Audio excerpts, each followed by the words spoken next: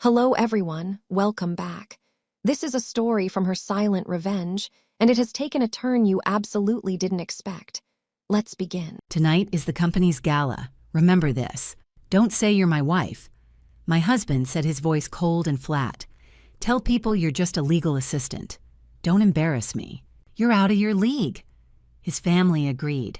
They pushed me to the worst table, back corner, right by the kitchen, like I was something to hide.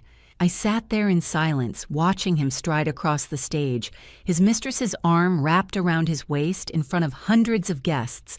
He smiled at her, looked at me like I didn't exist, but he didn't know one nod from me to the powerful man watching from across the room, and his whole empire would fall apart. Thank you for staying with me. Comment below, where are you tuning in from? I love hearing from you. A heads up, this story includes some fictional elements crafted for entertainment and insight. Any overlap with real names or locations is purely by chance, but the message I'm sharing, that's meant for you. I appreciate you being here. Going to a high society gala, remember, don't say you're my wife. My husband said, his voice cold and emotionless, just say you're a paralegal and don't ever make me lose face. You're not on their level. His family agreed. They seated me at the worst table at the very back, right by the service door, as if my presence was something that needed to be hidden. I sat there in silence, shrinking until I almost disappeared. Then the stage lights came on.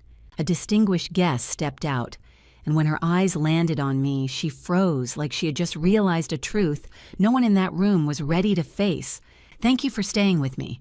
Comment below, where are you tuning in from? I love hearing from you. A heads up, this story includes some fictional elements crafted for entertainment and insight. Any overlap with real names or locations is purely by chance, but the message I'm sharing, that's meant for you. I appreciate you being here. My name is Sloan Mitchell. I'm 38 years old, and for the past 3 years, I've been living 2 lives. In one life, I'm a senior assistant state's attorney for Cook County. I prosecute felony cases, domestic violence, human trafficking, organized crime. I stand in courtrooms and argue for people who can't fight for themselves anymore. My conviction rate is 94%. I'm good at my job, better than good. In the other life, the one that starts the moment I leave this building, I'm someone I barely recognize. It was late afternoon on a Monday in April, and I was sitting at my desk on the 12th floor of the Richard J. Daley Center, reviewing a case file. The victim was a woman named Lisa Moreno. She'd called the police 4 times in 18 months. Each time she'd refused to press charges. Each time she'd gone back. The 5th time she called her husband, put her in the hospital. I stared at the photos. Fractured cheekbone, broken ribs, bruises in the shape of fingerprints around her throat. The defense attorney was already arguing she'd provoked it, that she was unstable, that the husband was actually the victim here. I closed the file and rubbed my eyes. Another win for the good guys, a voice said from my doorway. I looked up. Michael Foster, one of my fellow prosecutors, was leaning against the frame with a coffee cup in one hand and a case binder in the other. Michael was 42, relentlessly optimistic, and one of the few people in the office who still believed the system could work if you pushed hard enough. The jury came back guilty on all counts, he continued. That elder abuse case you handed off last month, judge gave him the maximum, 15 years. I felt a small flicker of satisfaction. Good. He earned it. You're crushing it this year, Mitchell. Chief's been talking about you for the district supervisor position. I gave him a polite smile. I'm not interested in administration. I like the courtroom. Yeah, well, keep winning like this and they'll drag you into management whether you want it or not.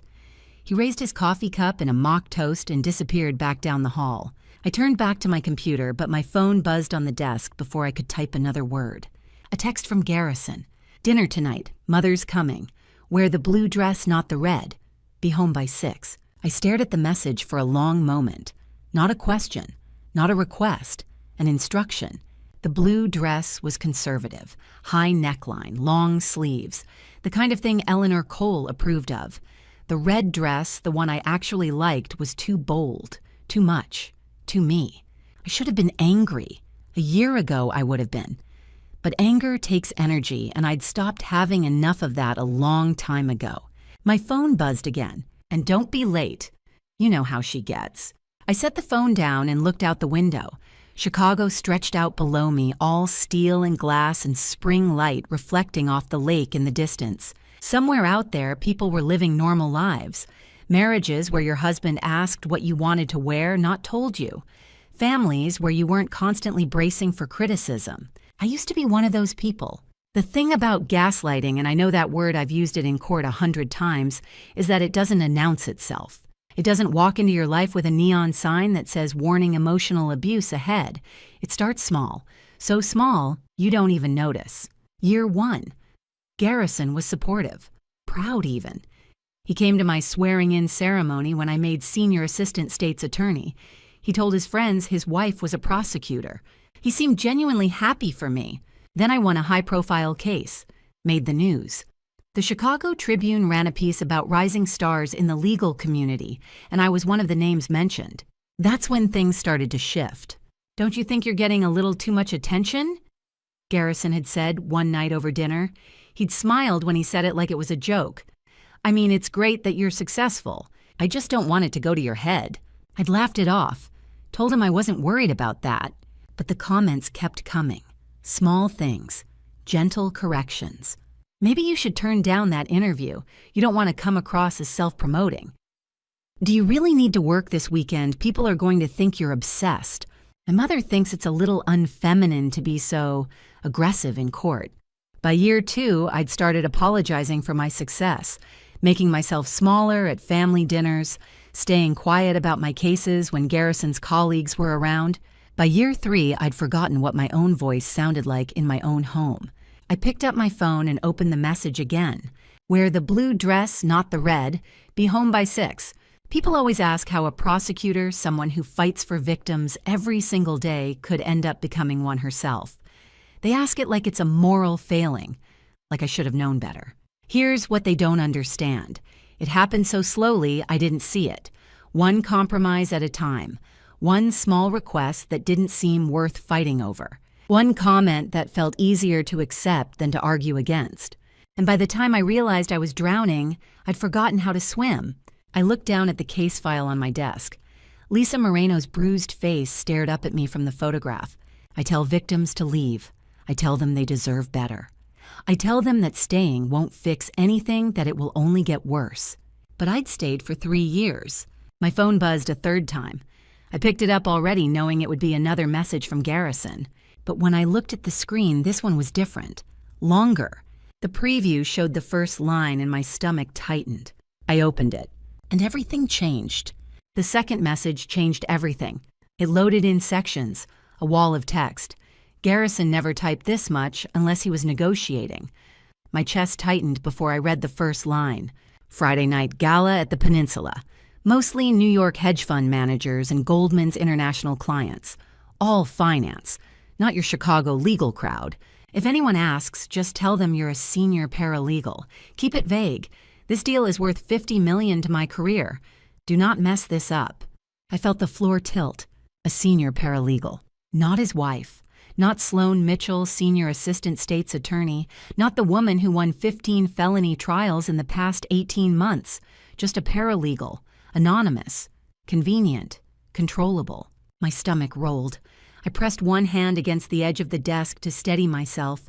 The other hand, still gripping the phone, started to shake. Garrison was not entirely wrong. Goldman's clients were East Coast finance and international investors. The chance that someone at this gala would recognize a Cook County prosecutor who spent her days handling street-level felonies was low. Low, not zero. But his arrogance had made him blind to the risk. Or maybe he just did not care. Because to him, my entire professional identity was an accessory he could swap out when it no longer fit the occasion. I stared at the screen, typed one word. Why, deleted it. Typed, no. Deleted that too. My hands hovered over the keyboard. I wanted to write something sharp, something final, something that would end this pattern once and for all. But I remembered the last time I said no. 6 months ago, November. Garrison had asked me to cancel a deposition to attend his firm's client dinner. I had declined. Politely at first, firmly when he pushed. He did not raise his voice. He never raised his voice at home. Instead, he went silent. For 2 days. And then his mother called. Eleanor Cole. Her voice always carried the same cool distance, like she was addressing someone beneath her. A good wife supports her husband. That's what marriage is, Sloane. You either understand that or you don't. I had stood my ground for 3 more days. Then I apologized. Because it was easier. Because the silence was louder than shouting. Because somehow in year 3 I had stopped believing I was allowed to say no. I closed my eyes, tried to slow my breathing, and then I heard my mother's voice. Not Eleanor's, my real mother, the one who died 5 years ago. Don't you ever stay for the wrong reasons. She told me that when I was 24, fresh out of law school. I had been dating a guy who made me feel small. She did not lecture. She just said those 9 words, and I left him 3 weeks later. I had not thought about that conversation in years. Now it echoed inside my skull like a warning bell I had ignored for too long. I dialed Helena. She answered on the second ring. "Hey kiddo, what's up?" "I need advice," I said. There was a pause, then her voice shifted. Sharper, more focused. "What happened?" I swallowed, tried to sound casual, failed.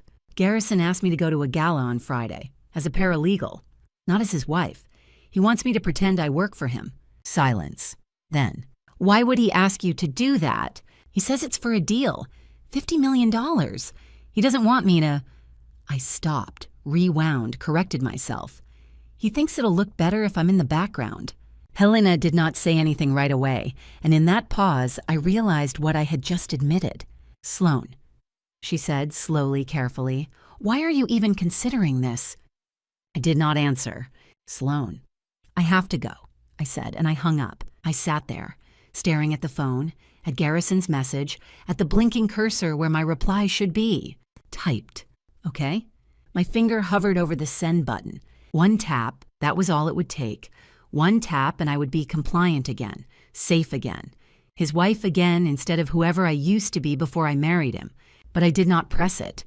I thought about Lisa Moreno, the woman in the case file, the woman who had stayed, who made excuses, who believed for years that if she just tried harder, loved better, caused less trouble, he would stop. And I thought about the opening argument I had given at her trial 3 weeks ago. She stayed because she believed him when he said it was her fault. She stayed because every time she thought about leaving, he convinced her she was wrong. She stayed because leaving felt more dangerous than staying. The jury convicted him in 40 minutes. And I had gone home that night, poured myself a glass of wine, and congratulated myself on getting justice for another victim. It had never occurred to me that I was describing my own life. I sat there, my thumb still hovering, the word okay staring back at me from the screen. And I thought, not this time, not one more time. But I still did not delete it. I just sat there, frozen, hating myself for hesitating. The door opened. I looked up. Michael Foster stood in the doorway. His usual easy smile faltered the second he saw my face. "You okay?" he asked. "You look like you've seen a ghost." I opened my mouth to answer, and I realized I had no idea what to say. I closed the message thread, set the phone down, forced a smile. "Just a long day." Michael tilted his head, studied me. "You sure? Because you look—" "I'm fine." He did not look convinced, but he did not push. "All right, well, if you need anything—" "I know, thank you." He nodded, stepped back, closed the door. I sat in the silence, staring at my phone, at the unsent reply. And I thought, what happens if I say no? What happens if I delete this message and walk away? What happens if I stop being afraid? I picked up the phone, deleted. "Okay," typed. "We need to talk when you get home." And I pressed send. 2 days after that message, my world turned upside down. It was Wednesday night. April 17th, 3 days before the gala. I was home alone. Again. Garrison was working late. Again. The 3rd time that week. He had sent a text at 6:30 short, clipped no explanation, and I had not bothered to reply. I told myself it did not matter, that I had enough to worry about without tracking his schedule, that I was grateful for the silence. But the apartment felt too quiet, too big. The penthouse we had bought together 3 years ago, 1,200 square feet of floor-to-ceiling windows overlooking Lake Michigan, now felt like a cage with a view. I was looking for my phone charger. I checked the kitchen counter, the bedroom nightstand, the living room coffee table. Nothing. Then I saw it, plugged into the wall near the couch, next to an iPad. I reached for the charger. My hand brushed the iPad. The screen lit up, and I saw it. A notification, a message preview, just 2 lines. Emma can't wait for tonight. She'll never notice. She never does. My chest locked. I stared at the screen, at the name, at the heart emoji, at the words, she'll never notice. I picked up the iPad. It was Garrison's. He had left it behind when he rushed out this morning. He never left it behind. The screen was still unlocked. I opened the message thread, and I read 8 months. 8 months of messages, hundreds of them. Photos, late-night texts, plans, promises. I scrolled, my hands shaking, my breath shallow. Emma, March 10th. When are you going to leave her? Garrison, March 10th after Friday's gala. I need her quiet until the deal closes. After that, I'll handle both problems. Both problems. Not my wife, not Sloane, not even her. Both problems. I was a problem. Emma was a problem. 2 inconvenient variables in his $50 million equation. I kept scrolling. Emma, February 22nd. Does she know about us? Garrison, February 22nd. She doesn't know anything. She's too busy playing hero at the courthouse. Emma, January 14th. You're sure she won't find out? Garrison, January 14th. Sloane doesn't ask questions anymore. She stopped asking a long time ago. He was right. I had stopped asking. When he started working late, when he stopped touching me, when he looked at me like I was furniture he had grown tired of, I had stopped asking because asking made it real. And as long as I did not ask, I could pretend we were fine. But we were not fine. We had not been fine for a long time. I sat down on the edge of the couch, stared at the screen. At the photo Emma had sent 3 weeks ago, her in a black dress smiling, the caption reading, "Ready for you." And I remembered. 3 years ago, our wedding. Garrison in a gray suit, me in white. His vows. You're the only person I need. I had believed him. I had believed him when he said he wanted to build a life with me, when he said my career mattered, when he said he was proud of me. I had believed him until I did not. And now I was sitting on the floor of our bathroom. I did not remember walking there, crying into my hands, not because of who he was now, but because of who I thought he used to be. The grief came in waves. I cried for the man I married, the one who used to bring me coffee in the morning and ask about my cases, the one who used to kiss me before I left for court and tell me to go win. I cried for the version of myself who had believed that love was enough, that if I just worked hard enough, loved hard enough, stayed quiet enough, he would come back. But he was never coming back, because that man, the one I married, had never existed. Or maybe he had, and he died somewhere between year 1 and year 3, and I had spent the last 12 months living with his ghost. I do not know how long I sat there, but at some point the tears stopped, and something else took over. The part of me that cross-examines witnesses, the part that builds cases, the part that does not flinch when defense attorneys try to rattle me, the prosecutor. I stood up, wiped my face, walked back to the living room, picked up my phone, opened the voice memo app, pressed record. April 17th, 8:47 p.m. I have discovered evidence of an extramarital affair between my husband Garrison Cole and his executive assistant Emma Hartley. The affair has been ongoing for at least 8 months. I have documentation, screenshots, messages. I will not let him walk away from this. I stopped the recording, saved it, labeled it Evidence Log Day 1. Then I went back to the iPad, scrolled further, and that was when I saw it. An attachment, a file Garrison had sent to Emma 2 weeks ago. The subject line read, "Clean this up before Friday." I opened it. It was a spreadsheet, columns of transactions, dates, amounts, transfers between accounts I did not recognize, and at the bottom, a note in Garrison's handwriting. Making $175,000 disappear is easier than you think. Just move it through the offshore account and close the trail by Thursday. My stomach dropped. This was not just an affair. This was embezzlement. Garrison was not just cheating on me. He was stealing from his firm, from Goldman Sachs, from the clients who trusted him with their money, and Emma was helping him. I sat there, staring at the screen, at the numbers, at the dates, at the casual arrogance in his handwriting, and I thought about the gala, 3 days away, the event he needed me quiet for, the event where he would close his $50 million deal built on stolen money and lies. I looked at the calendar on my phone. 3 days until the gala. 72 hours. I opened a new note, started typing. To do. 1. Screenshot every message. 2. Save the financial file. 3. Find a divorce lawyer. 4. Do not let him know I know. My hands were steady now, my breathing even. The grief was still there, but it was buried under something sharper. Clarity. For the first time in 3 years, I knew exactly what I needed to do. I took screenshots, one by one, methodically, 8 months of messages. The affair, the plans, the lies. I saved the financial file, renamed it, uploaded it to my personal cloud, password protected. I created a new folder on my phone, labeled it Evidence, Garrison Cole. And I started organizing. Messages, photos, dates, transactions, everything. By the time I was finished, it was 9:30. An hour and a half had passed. I had not moved from the couch, but I had built the foundation of a case. Not a criminal case, not yet, but enough. Enough to protect myself, enough to file for divorce, enough to make sure that when this was over, I walked away with what was mine. I heard the front door open. Garrison's voice echoed down the hallway. Sloan, you home? I closed the iPad, set it back on the coffee table, exactly where he had left it. Stood up, smoothed my shirt, wiped the last trace of tears from my face. In here, I called. He walked into the living room, tie loosened, jacket slung over one arm. He looked tired. Long day, he said, barely glancing at me. Yeah, I said, my voice calm, steady. Mine too. He nodded, walked past me toward the bedroom. I'm going to take a shower. You eat yet? Not yet. Order something, I'm starving. And he disappeared down the hall. I stood there, watching him go.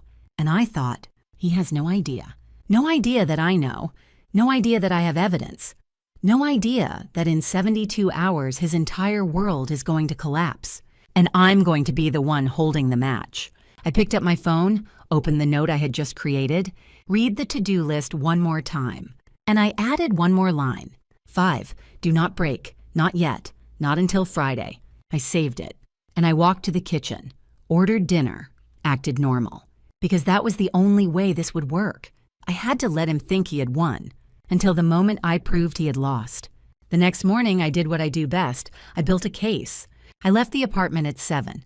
Garrison was still asleep, or pretending to be. I did not check. I drove downtown, parked in the garage beneath a narrow brick building on West Adams, took the elevator to the 4th floor. The sign on the door read, Claire Donovan Esquire, Family Law and Divorce. I had found her name 2 months ago, Googled Best Divorce Attorney Chicago, read reviews, saved her number, never called. Until now, Claire was 45, sharp, direct. She wore a navy suit and glasses perched on her nose, and when she shook my hand, her grip was firm. Ms. Mitchell, she said, please sit. I sat, folded my hands in my lap, tried to keep my voice steady. I need to prepare for a divorce, strategically. She did not flinch, did not ask if I was sure, just pulled out a legal pad and pen. Tell me everything. So I did. I told her about the message on the iPad, about Emma, about the affair that had been going on for 8 months, about the file, the financial transactions, the offshore accounts, the $175,000 Garrison was planning to make disappear. And then I told her about the videos. Claire looked up. Videos? I pulled out my phone, opened the folder I had labeled Evidence. I started recording 6 months ago, when the psychological manipulation got worse. I showed her the first clip. Video 1, December 2023. Garrison and I in the kitchen. I had just told him I could not attend his firm's holiday party because I had closing arguments the next morning.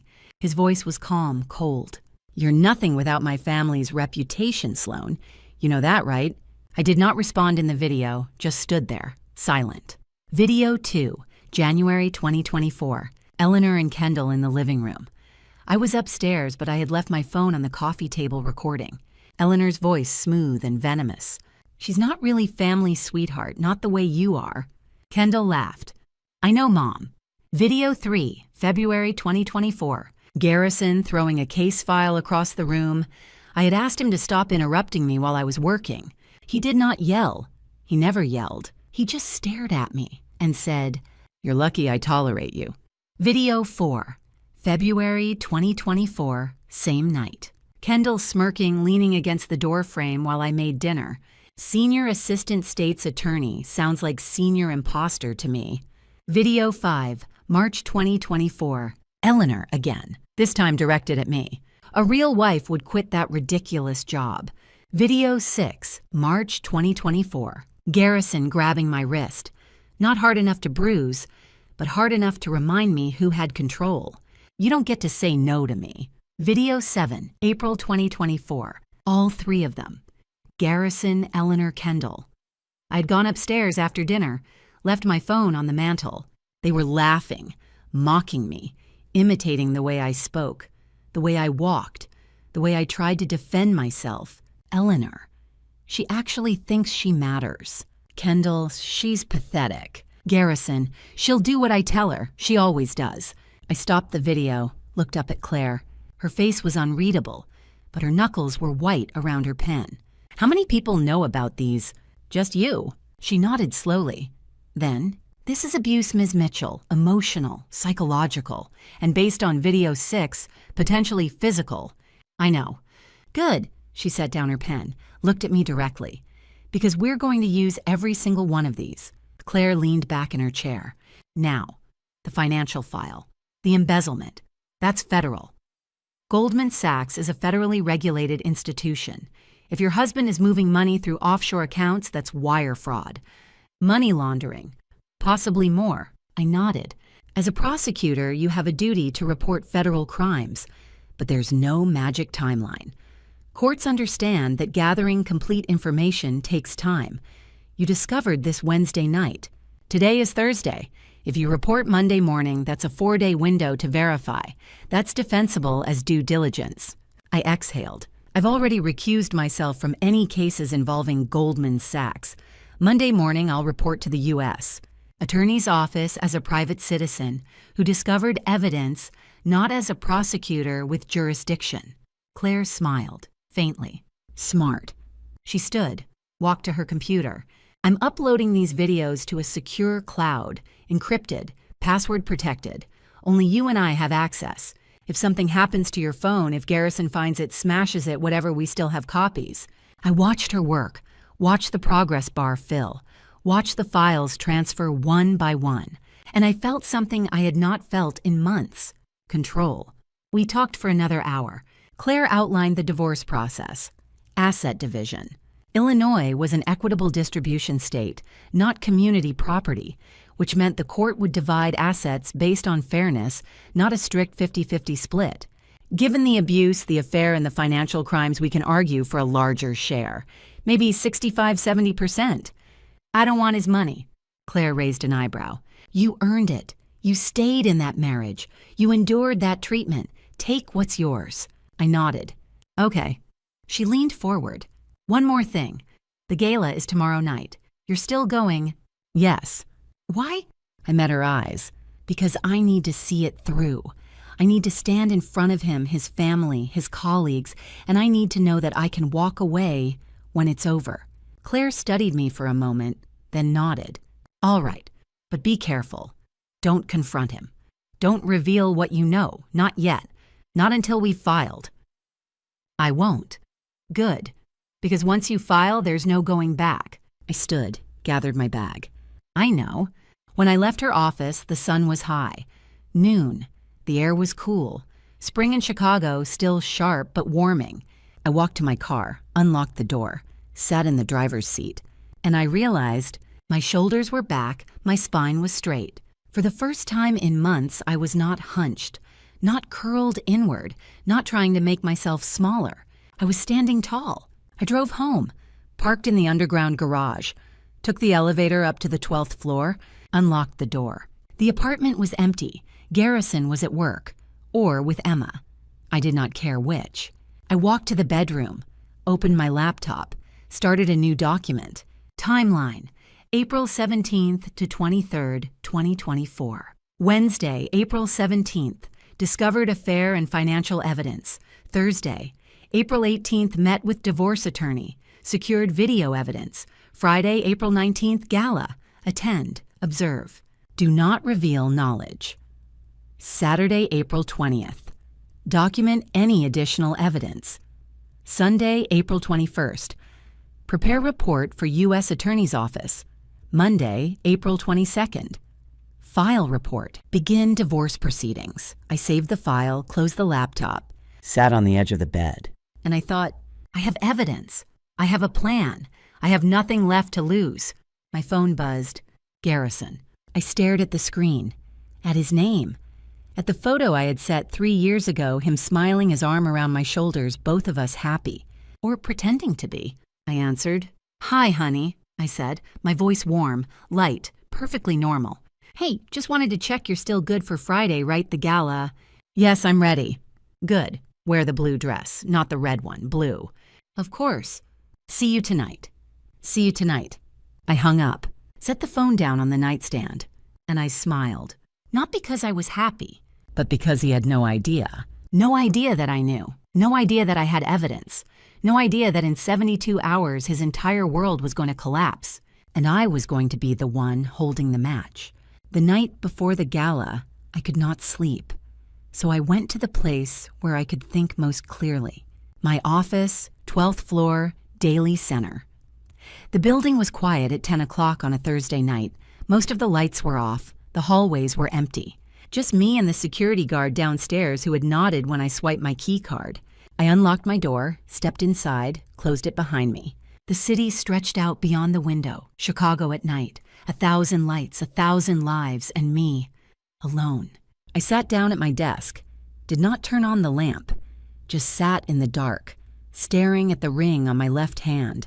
The engagement ring was platinum, simple, elegant, a single diamond, 1 carat, not too big, not too small. Exactly what I would have chosen for myself. Garrison had proposed 3 years ago. Spring, Lincoln Park. The cherry blossoms were in bloom. He got down on one knee, said all the right words. I love you. I want to build a life with you. You're the only person I need. I had believed him. I had believed him when he said he loved my ambition, when he said he wanted a partner, not a trophy, when he said we would be equals. I had believed him for 6 months. 6 months of happiness, or what I thought was happiness. But even then there were signs. I remembered one night, early in our marriage, we were at dinner. I had just been promoted to senior assistant state's attorney. I was telling him about the case I was working on, a fraud case, high profile, the kind that could make a career. He smiled, reached across the table, took my hand. I love your ambition, Sloan. Just don't be more ambitious than me, okay? I had laughed. He was joking, right. But he was not laughing, and I realized in that moment that it was not a joke. It was a warning. I stared at the ring. Had any of it been real? The proposal, the vows, the promises? Or had I just been a prop, a well-educated, respectable woman he could parade in front of his family and his colleagues? Someone who looked good on paper, someone who made him look good, someone who would not ask too many questions. I thought about the last 3 years. The dinners where I sat silent while Eleanor criticized everything I did. The galas where Garrison introduced me as my wife, the prosecutor, like it was a novelty, a quirk, something to mention once and then forget. The nights I came home late from court exhausted, and he did not ask how my day was, did not ask if I won, did not ask anything. The mornings I woke up next to him and felt like I was sleeping next to a stranger. The slow, quiet erosion of myself. The way I started second-guessing my words. The way I started dressing to please him. The way I started shrinking. 3 years. 3 years of becoming smaller, quieter, less. And for what? For a man who was cheating on me. Stealing from his firm. Planning to leave me the moment his deal closed. For a man who had never loved me at all. I felt tears on my face. I did not bother wiping them away. I was not crying for him. I was crying for me, for the woman I used to be. The woman who walked into courtrooms and did not flinch, The woman who believed she could have a career and a marriage. The woman who thought love meant partnership. That woman was still here, somewhere, buried under 3 years of gaslighting and manipulation. But she was coming back. I remembered something Dr. Warren had said. I had seen her for 3 months, last fall, when I first started to realize something was wrong, when I first started to feel like I was losing myself. Garrison had not wanted me to go, said therapy was for people who could not handle their problems, said I did not need it, said I was being dramatic. But I went anyway. Dr. Warren was kind, patient. She did not tell me what to do, she just asked questions. And one day near the end of our last session, she said, "You can grieve what you've lost while still choosing to save yourself." I had not understood it then, but I understood it now. I pulled off the ring, set it on the desk in front of me, stared at it. It felt lighter than I expected, like it had never really belonged to me at all. I opened the bottom drawer of my desk, placed the ring inside, closed the drawer, and I whispered, "Tomorrow I stop grieving things that never existed." I opened my laptop. The screen glowed in the dark. I typed an email to helena.winters@sbcglobal.net, subject tomorrow. Helena, I need you at the Gala tomorrow night, the Peninsula, Chicago, 7 p.m. I'll explain everything in person. Please trust me. Sloan. I hesitated, my finger hovering over the send button. Then I clicked. The email disappeared, sent. I stared at the screen, waiting. 30 seconds later, a reply appeared. From helena.winters@sbcglobal.net, subject, read tomorrow. I'll be there. What's happening? I closed the laptop without responding. She would find out tomorrow. Everyone would find out tomorrow. I stood up, walked to the window, looked out at the city. Somewhere out there, Garrison was with Emma, or maybe he was home, asleep, unaware that his life was about to implode. Somewhere out there, Eleanor was planning her entrance, her dress, her perfect performance. Somewhere out there, Kendall was rehearsing her smirk. And tomorrow night, I was going to stand in front of all of them, and I was going to tell the truth. Not because I wanted revenge, but because I wanted my life back. My phone buzzed. A text. Garrison. I unlocked the screen, read the message. Garrison, remember. Paralegal. Don't embarrass me. I stared at the words. Don't embarrass me. Not I love you. Not I'm looking forward to seeing you. Not thank you for coming. Just don't embarrass me. I typed a response. Sloan, I won't embarrass you, I promise. I hit send, and I smiled, because I was not lying. I was not going to embarrass him. I was going to destroy him. I picked up my coat, turned off the lights, locked the door behind me, walked down the empty hallway, down the elevator, through the lobby, past the security guard who nodded again, out into the cool night air. The city was quiet, the streets were empty, the sky was dark. And for the first time in 3 years, I felt like I could breathe. Tomorrow I would walk into that ballroom. I would wear the blue dress Garrison had chosen. I would smile. I would shake hands. I would play the role he wanted me to play. Until I did not. Until I stood up and I spoke. And I told everyone exactly who Garrison Cole was. Not the golden boy. Not the success story. Not the man with the perfect family and the perfect career. The cheater, the thief, the liar. And when it was over, when the dust settled and the truth was out, I would walk away. Not broken, not defeated, but free. I got into my car, started the engine, drove home. And I thought, 3 years. 3 years of making myself small for a man who was never worthy of me. Not anymore. Tomorrow I take my life back. Friday night came faster than I expected. Helena picked me up at 6:30. I was standing in the lobby of my building when her car pulled up. A black sedan. Simple. Elegant. The driver stepped out, opened the back door, and Helena looked up at me from the seat. She was 72. Silver hair swept into a low bun. Navy dress with a silk shawl. Pearl earrings. She looked exactly like what she was, a woman who had spent 30 years on the bench and was not intimidated by anyone. I slid into the seat beside her. She looked at me for a long moment, her gaze sharp, assessing. "You look different tonight," she said quietly, very calm. I nodded. I'm done being afraid. She did not ask what I meant, just reached over and squeezed my hand. Good.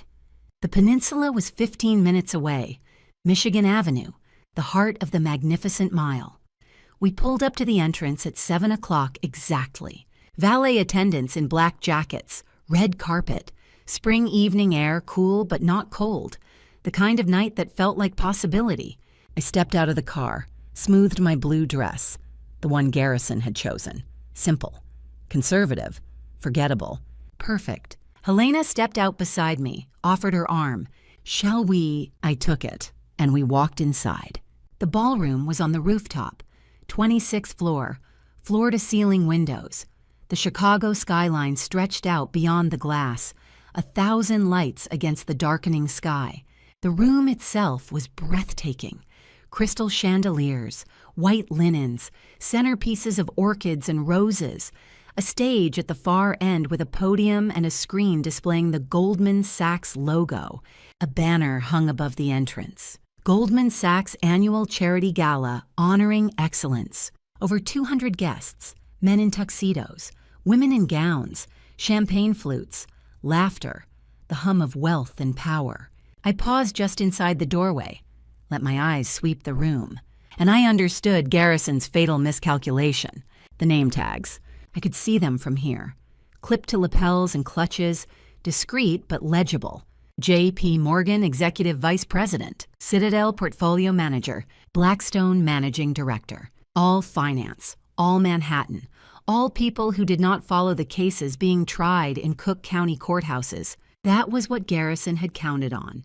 He had assumed this was his world, that these were his people, that no one here would know who I really was. But he was wrong, because standing near the bar, glass of wine in hand, laughing with a cluster of older men, was Senator Diana Mercer, former federal prosecutor, 20 years in the U.S. Attorney's Office before she ran for the Illinois State Senate. She had spoken at a prosecutor's conference 2 years ago. I had been in the audience. She had quoted one of my cases in her speech. She knew exactly who I was. Garrison's fatal mistake believing his world was the only world in this room. I felt Helena's hand tighten on my arm. "Sloan." I blinked, looked at her. "I'm fine." She did not look convinced, but she did not press. We stepped further into the room, and that was when Garrison saw us. He was standing near the stage, talking to a group of men in tuxedos, laughing, confident, the golden boy in his element. Then his eyes landed on Helena. His smile froze, just for a second, just long enough for me to see the flicker of confusion, of irritation. He had not expected her to be here. He excused himself from the group, walked toward us, his smile back in place, smooth, charming, fake. "Darling," he said, leaned in, kissed my cheek, his hand on my waist just a little too tight. Then he turned to Helena. "Judge Winters, what a surprise." Helena's expression did not change. Cool, polite, unmoved. "Sloan invited me. I hope that's not a problem." Garrison's jaw tightened, just slightly. "Of course not. Always a pleasure." He turned back to me, his smile still in place, but his eyes were cold. "May I speak with you just for a moment?" He did not wait for an answer, just took my elbow and guided me a few steps away from Helena. His voice dropped, low, controlled, angry. "What is she doing here? Why aren't you at table 12? Table 12. The back of the room. The table for staff and assistants and people who did not matter." I looked up at him, met his eyes, kept my voice calm. "I'll go, but first let me say hello to your family." He blinked. "What? Your mother, your sister. I haven't seen them yet." His hand tightened on my elbow. "Sloan." But I was already pulling away, already walking toward the center of the room, toward Eleanor. She was impossible to miss. Eleanor Cole, 65 years old, tall, slender, blonde hair styled into perfect waves, a champagne-colored gown that probably cost more than my car, diamonds at her throat and wrists. She was standing near the bar holding court. 3 women clustered around her, laughing at something she had said. Beside her stood Kendall, 29, Garrison's younger sister. Long dark hair, red dress, sharp cheekbones. She looked like a model, poised, beautiful, and utterly aware of it. Eleanor saw me first. Her smile faltered, just for a second. Then it returned, colder. "Sloan." She said my name like it was something distasteful. I stopped in front of her, smiled. "Eleanor, Kendall, It's lovely to see you both. Kendall looked me up and down, smirked. That's the dress Garrison picked. Yes. Eleanor sipped her champagne, her eyes never leaving mine. How surprising to see you looking so confident tonight. The words hung in the air. Not a compliment, not even close. A challenge. I held her gaze. Did not look away, did not flinch. Thank you, Eleanor. I feel confident. Her smile tightened. Good. Let's hope you have reason to be. I felt Garrison behind me, his hand on my shoulder, firm. Sloane, table 12. I turned, looked up at him, and I smiled. Of course.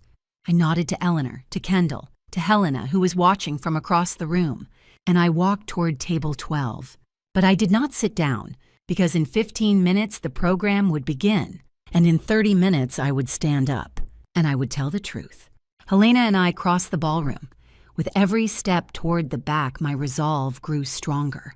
We passed the main tables, tables 1 through 10, centerpieces of white orchids, crystal champagne flutes, elevated platforms so the guests could see and be seen. Table 1 Garrison and his partners, men in custom tuxedos, women in designer gowns, laughing, toasting.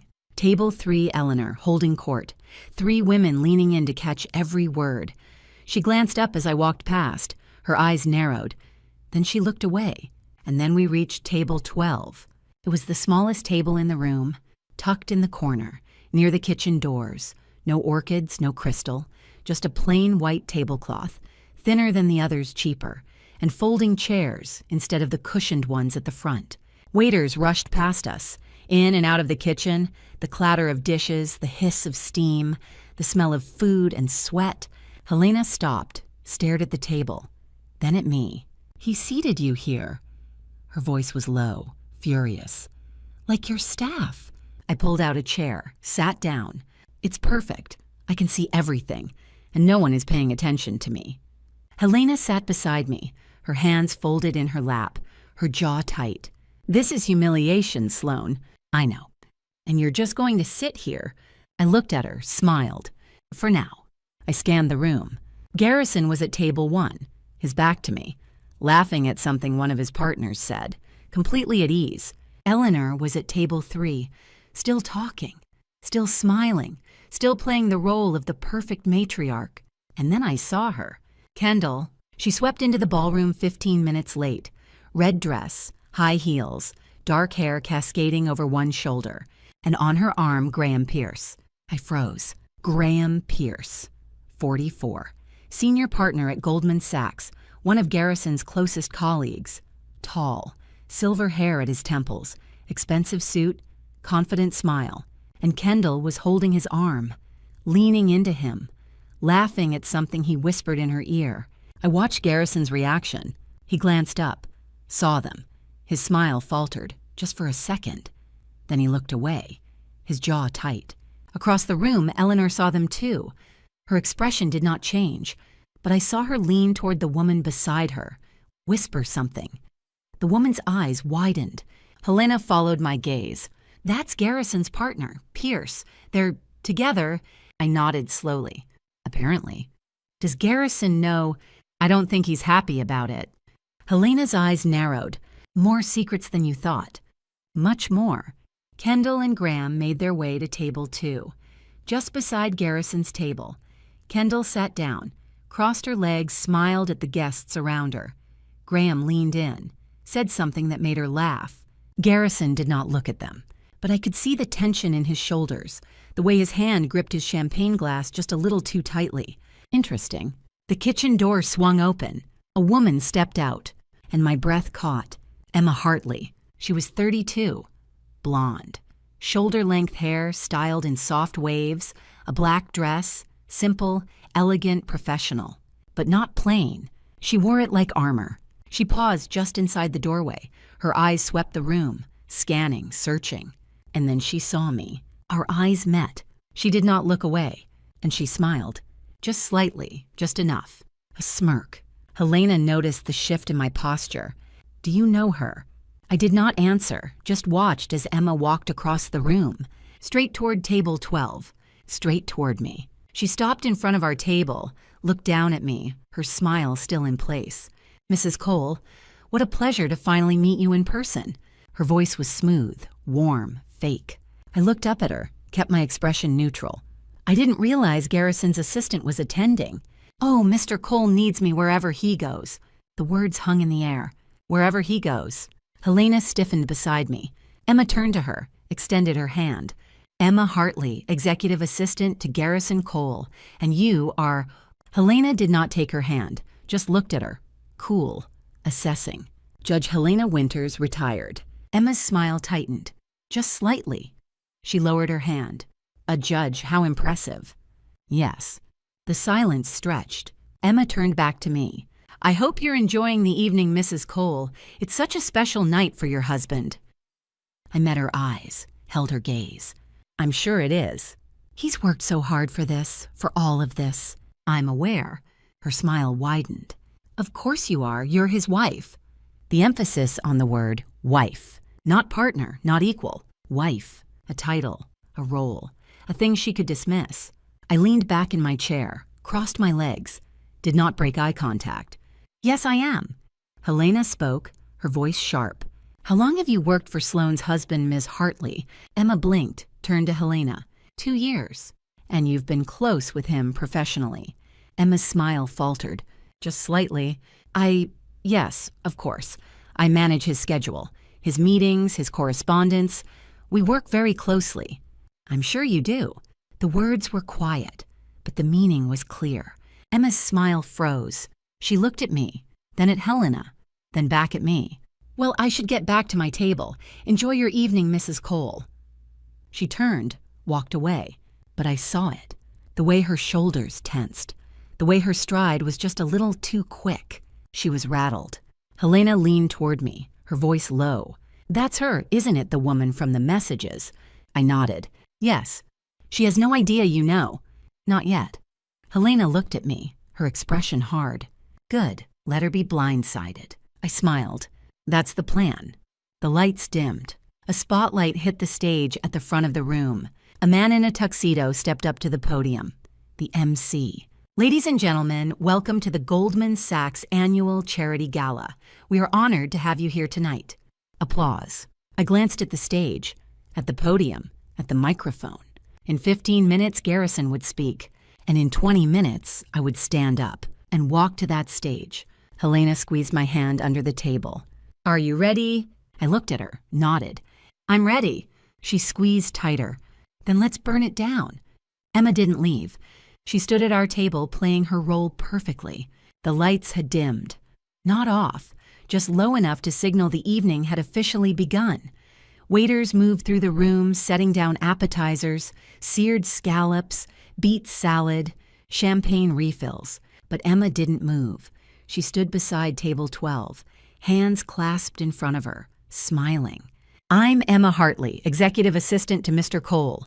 She said it like a title, like something she had earned. Helena looked at her, cool, unimpressed.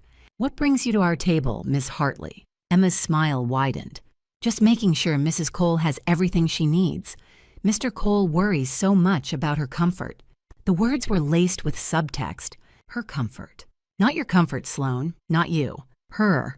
Like I was something fragile. Something that needed managing. I set down my water glass, looked up at her, kept my voice calm. How thoughtful. Tell me, Emma, how long have you been working for my husband? She blinked. Just once. Surprised by the directness. 8 months. I nodded slowly. 8 months, right when Garrison started working late every Tuesday and Thursday. Silence. The words hung in the air. Emma's smile froze. Helena stiffened beside me, understanding. Emma recovered quickly, her voice still smooth, still warm, but just a little sharper. Working late is standard in investment banking, Mrs. Cole. I'm sure you understand. I do understand, and I'm sure he appreciates your dedication. Her eyes narrowed, just slightly. She knew. She knew that I knew. For a moment, neither of us spoke. The ballroom hummed around us. Laughter, clinking glasses, the scrape of silverware on porcelain. But at table 12, there was only silence. Emma tilted her head, studied me. You're not what I expected. No. No, Garrison said you were quieter. I smiled. I can be very quiet when it suits me. Her jaw tightened. Well, I should... Emma. Garrison's voice. Low, controlled. He appeared behind her, his hand on her elbow, firm. They need you at the registration desk. It was not a request. Emma glanced at him, then at me, then back at him. Of course. She pulled away from his grip, smoothed her dress, and then she looked at me one more time, her smile back in place. Cold. Enjoy your evening, Mrs. Cole. It's going to be a very memorable night. She turned, walked away. Garrison did not follow her immediately. He looked down at me, his eyes hard. What are you doing? I looked up at him, my expression neutral. Having dinner. Don't start something, Sloane. I'm not starting anything, I'm finishing it. His jaw clenched. He leaned down, his voice barely above a whisper. You don't want to do this here.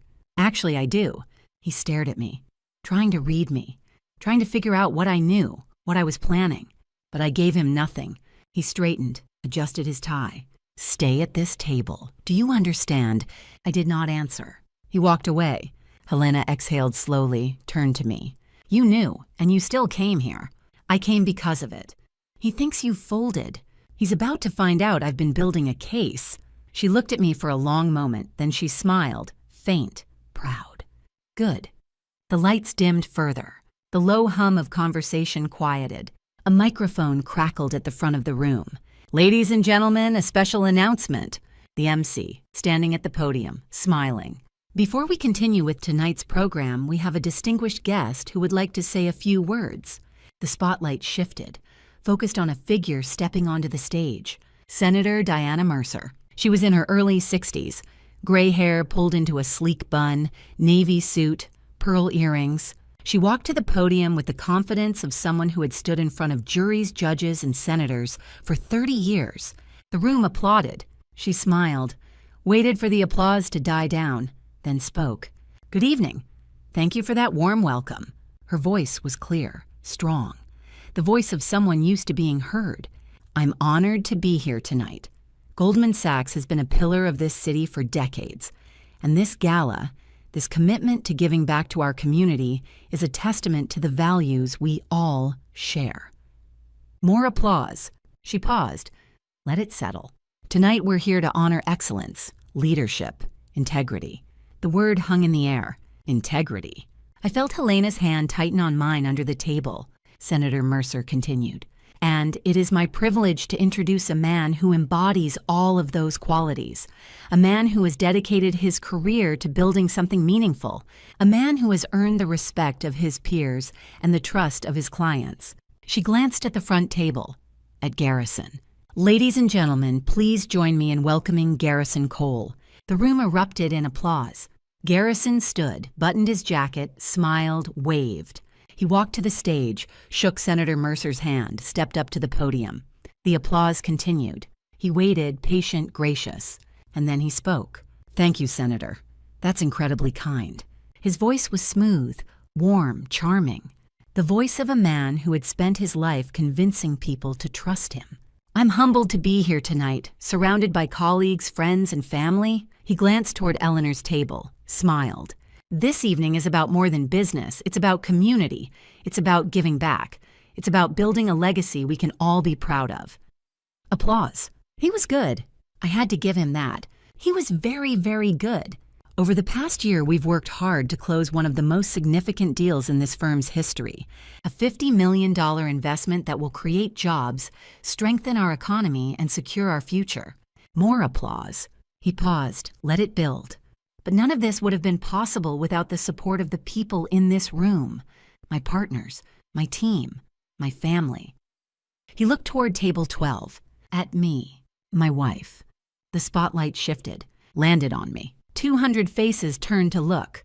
I sat perfectly still, hands folded in my lap, expression neutral. Garrison smiled.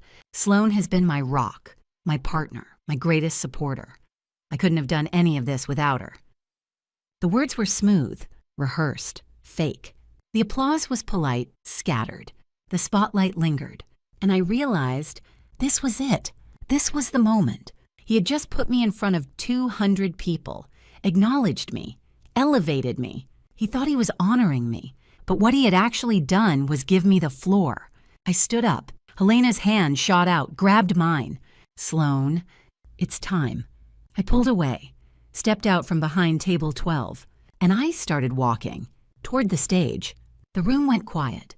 Garrison's smile faltered, just slightly. "Sloan," but I didn't stop. I walked past table 10, table 8, table 5. Past Eleanor, her eyes wide, confused. Past Kendall, her mouth open. Past Emma, her face pale. I walked straight to the stage, climbed the steps, stood beside Garrison, looked out at the room. 200 faces staring. Senator Mercer, still on the stage, looked at me, curious. Garrison leaned toward me, his voice low, controlled, furious. "What are you doing?" I turned to him, smiled. "Finishing what you started." And I took the microphone.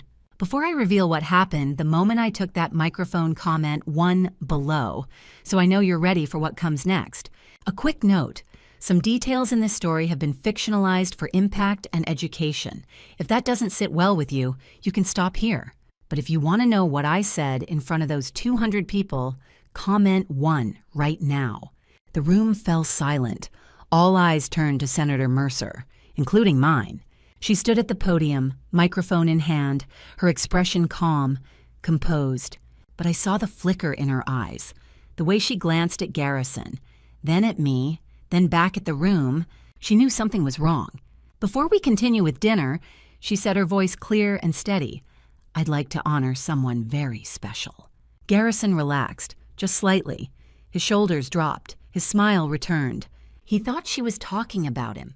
Senator Mercer continued. "In my years as a prosecutor and later as a senator, I have rarely encountered a legal mind as sharp, as dedicated, or as principled as this woman's." My heart stopped. This woman's, not this man's. "Sloan Mitchell, Senior Assistant State's Attorney for Cook County. Please stand." The room went still. 200 faces turned, searching. I stood at table 12, in the back, near the kitchen doors, and I saw it. The confusion, the surprise. Why is she sitting there? Senator Mercer saw it too, her brow furrowed, just slightly. "Sloan, please come to the front. This news should be delivered up close." I stepped out from behind the table. Helena squeezed my hand, whispered, "Go." And I walked. Past table 10, past table 8, past table 5, past Emma, her face pale, her hands gripping the edge of her chair, past Kendall, her mouth open, frozen, past Eleanor, her champagne glass halfway to her lips, her eyes wide, past Garrison. His face was drained of color, his jaw tight, his hands clenched into fists, but he did not move. He could not in front of 200 people. I climbed the steps to the stage. Senator Mercer extended her hand. I took it. Her grip was firm, warm, steady. "I'm glad you're here," she said quietly. "Just for me." I nodded, did not trust myself to speak. She turned back to the microphone, to the room, and she spoke. 3 months ago, the U.S. Attorney for the Northern District of Illinois asked me to nominate candidates for assistant U.S. Attorney positions. The room listened. I nominated Sloan without hesitation. A murmur, low, surprised. I felt my chest tighten. 3 months ago, January. The same month Garrison had told me I was embarrassing him. The same month Eleanor had said I was playing at being important. The same month I had started recording their voices because I needed proof that I was not imagining the cruelty. And Senator Mercer had nominated me, and I had not told anyone, because I had learned by then not to share good news, not to celebrate, not to take up space, because Garrison would find a way to diminish it. Senator Mercer continued, "Last week, Sloan completed her final interview with the Department of Justice. She received preliminary approval." Applause scattered, growing. I stood perfectly still, hands at my sides, trying not to shake. "She is currently awaiting final security clearance, and once that is complete, she will receive a formal offer to join the U.S. Attorney's Office as an assistant U.S. Attorney." The applause grew louder. Senator Mercer turned to me, smiled. "This is one of the most competitive positions in federal law, and Sloan earned it. Not because of connections, not because of her last name, but because of her skill, her integrity, and her commitment to justice." She placed a hand on my shoulder.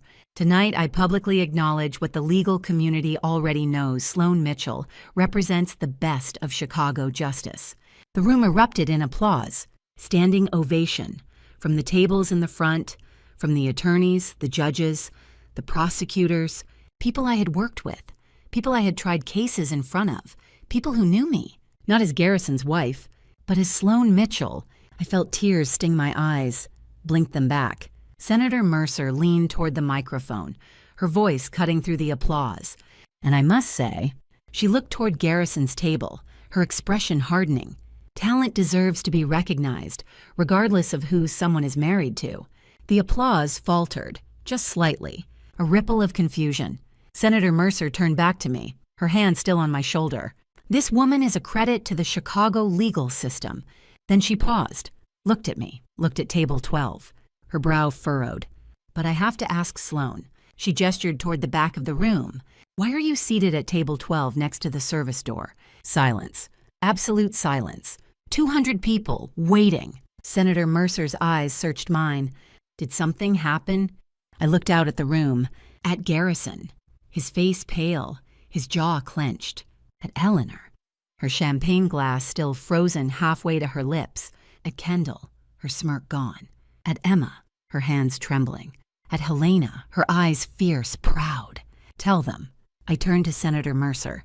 May I gestured to the microphone. She blinked, surprised, then nodded, stepped aside. I took the microphone, felt its weight in my hand, looked out at the room. 200 faces, waiting. And I made a choice. The truth. Thank you, Senator, for the nomination, for the recognition, for believing in me when... My voice cracked, just slightly. I steadied myself. When I had stopped believing in myself, the room was silent. I took a breath. You asked why I'm seated at table 12. I looked at Garrison. My husband seated me there. A murmur, low, confused. He told me to sit at the back, near the kitchen, because tonight I was not his wife. I was his paralegal. The murmur grew louder. Senator Mercer's expression darkened. I continued. He told me not to speak. Not to introduce myself, not to embarrass him. I looked at Eleanor. His mother told me I was not really family, that a real wife would quit her ridiculous job. I looked at Kendall. His sister called me a senior imposter. I looked at Emma, and his executive assistant has been having an affair with him for the past 8 months. The room exploded. Gasps, murmurs, chairs scraping. Garrison stood, his face red, his voice loud. Sloan? But I did not stop. And 3 days ago, I discovered evidence that my husband has been embezzling money from Goldman Sachs. $175,000, moved through offshore accounts, laundered, hidden. Senator Mercer stepped forward, her voice sharp. Is this true? I looked at her, nodded. Yes, and I will be filing a report with the U.S. Attorney's Office on Monday morning. Silence. And then Senator Mercer turned to Garrison. Mr. Cole, I think you need to sit down. Garrison sat down. The room was silent. All eyes on me, waiting. I stood at the microphone, my hands steady, my voice calm. But my heart was racing. Senator Mercer stood beside me, her expression hard, unreadable. And I realized this was it. I could walk away, apologize, pretend I had made a mistake. Or I could finish what I started. I chose the latter. I sat at table 12 because my husband told me to. He asked me to tell everyone tonight that I was a paralegal. He didn't want my career to overshadow his. The murmur grew louder. Shock, disbelief. Garrison stood up, his face red, his voice tight. Sloan, this is not the place. Senator Mercer cut him off, her voice sharp. Mr. Cole, sit down. He froze, stared at her, then at me, and he sat. Helena stood up from table 12. She walked toward the stage, slowly, deliberately, her phone in her hand. The room watched. She climbed the steps, stood beside me, looked out at the crowd. Since we're being honest tonight, she said, her voice clear and cold, I received an interesting email this week. She held up her phone. An anonymous email from someone at Goldman Sachs detailing financial misconduct, client fund embezzlement, approximately $175,000 over 6 months. The room exploded. Gasps, murmurs, chairs scraping. Garrison shot to his feet. That's a lie, a smear campaign. But his voice was too loud, too defensive. Graham Pierce stood up from table 2, his face pale. He turned to the other partners at his table, whispered something, urgent, frantic. Senator Mercer leaned toward the microphone. What kind of misconduct? Helena looked down at her phone. Red. Unauthorized transfers to offshore accounts, false documentation, wire fraud. She looked up, looked straight at Garrison. The email was anonymous, but the details were very specific. Eleanor moved. She pushed back her chair, stood, her face twisted with fury, and she stormed toward the stage. This is your fault. She pointed at me, her finger shaking. You were never good enough. You couldn't keep your husband happy, and now you're humiliating him. The room went silent. Eleanor climbed the steps, stood in front of me, her eyes blazing. A real wife would stand by her husband, but she spat the word. You've always been jealous of Garrison's success. I did not move, did not flinch. I looked at her, steady, calm. I didn't send that email, Eleanor, but I will not apologize for the truth being exposed. The truth. She laughed, bitter, harsh. The truth is, you're a vindictive, ungrateful... Mrs. Cole, Senator Mercer's voice cut through the air like a blade. Eleanor turned, stared at her. Senator Mercer stepped forward, her expression disgusted. Step aside. Eleanor did not move. This is my family, my son. You don't know... Step aside. Eleanor's jaw clenched, but she stepped back, just slightly. Senator Mercer turned to me. Sloan, continue. I looked out at the room, at the faces staring back at me. Some shocked, some confused, some angry, but some were nodding. I took a breath. I spent 3 years making myself smaller for a man who betrayed his vows and broke the law. That ends tonight. My voice was steady, strong. I will be filing a formal report with the U.S. Attorney's Office on Monday morning. I have evidence, screenshots, financial records, witness testimony. I looked at Garrison, and I will be filing for divorce. The room erupted again, but this time I did not care. I had said it, out loud, in front of 200 people, and I felt free, a voice deep, calm, from the back of the room. It ends because I'm going to end it. Everyone turned. A man stepped forward, tall, gray hair, navy suit, glasses. He walked slowly, deliberately, through the crowd. People parted, let him pass. I blinked, tried to place him, and then I saw Garrison's face. Pure terror. Dad, don't... Raymond Cole, 68 years old, Garrison's father, Eleanor's husband, retired federal judge for the Northern District of Illinois. I had met him once, at our wedding. He had shaken my hand, smiled, said, "Take care of my son," and then he had disappeared. Garrison had told me his father was busy, traveling, retired but still consulting. I had not questioned it, but now he was here, and Garrison looked like he was going to be sick. Raymond walked to the stage, climbed the steps, nodded to Senator Mercer, Diana, Ray. They knew each other. Of course they did. Raymond turned to me, his expression soft, kind. Ms. Mitchell, I apologize for not intervening sooner. I blinked, confused. I don't understand. He looked at Helena. Judge Winters, thank you for the email. Helena's eyes widened, just slightly. You sent it. No, but I received a copy from the same source. He turned to the room, his voice clear, authoritative. The voice of a man who had spent 30 years on the federal bench. 3 weeks ago, I was contacted by a compliance officer at Goldman Sachs. She had discovered irregularities in my son's accounts. She did not know what to do, so she reached out to me. He looked at Garrison. I told her to document everything and to send copies to Judge Winters, because I knew, his voice cracked, just slightly, I knew my son would not stop unless he was forced to. Garrison's face was white, his hands shaking. Dad, you don't know what you're talking about. Raymond's expression hardened. I know exactly what I'm talking about, Garrison. I've been a federal judge for 30 years. I've seen men like you, men who think they're above the law, men who think their name, their family, their charm will protect them. He stepped closer, but it won't. Eleanor grabbed his arm. Ray, stop, you're making a scene. He pulled away, looked at her. Our son is a criminal, Eleanor, and you enabled him. She recoiled, her face pale. How dare you? I dare because I took an oath to uphold the law, and I will not stand by while my son destroys lives. He turned back to the room. I have already contacted the U.S. Attorney's Office. They will be opening a formal investigation into Garrison Cole and his financial activities. I have provided them with documentation, witness statements, and my full cooperation. The room was silent. Raymond looked at me. Ms. Mitchell, I am deeply sorry for what my family has put you through. You deserve better. And then he turned to Garrison. You're done, son. Garrison stood frozen, staring at his father. And then he ran, off the stage, through the ballroom, toward the exit. Security moved to stop him, but Senator Mercer raised a hand. Let him go. He won't get far. She pulled out her phone, dialed.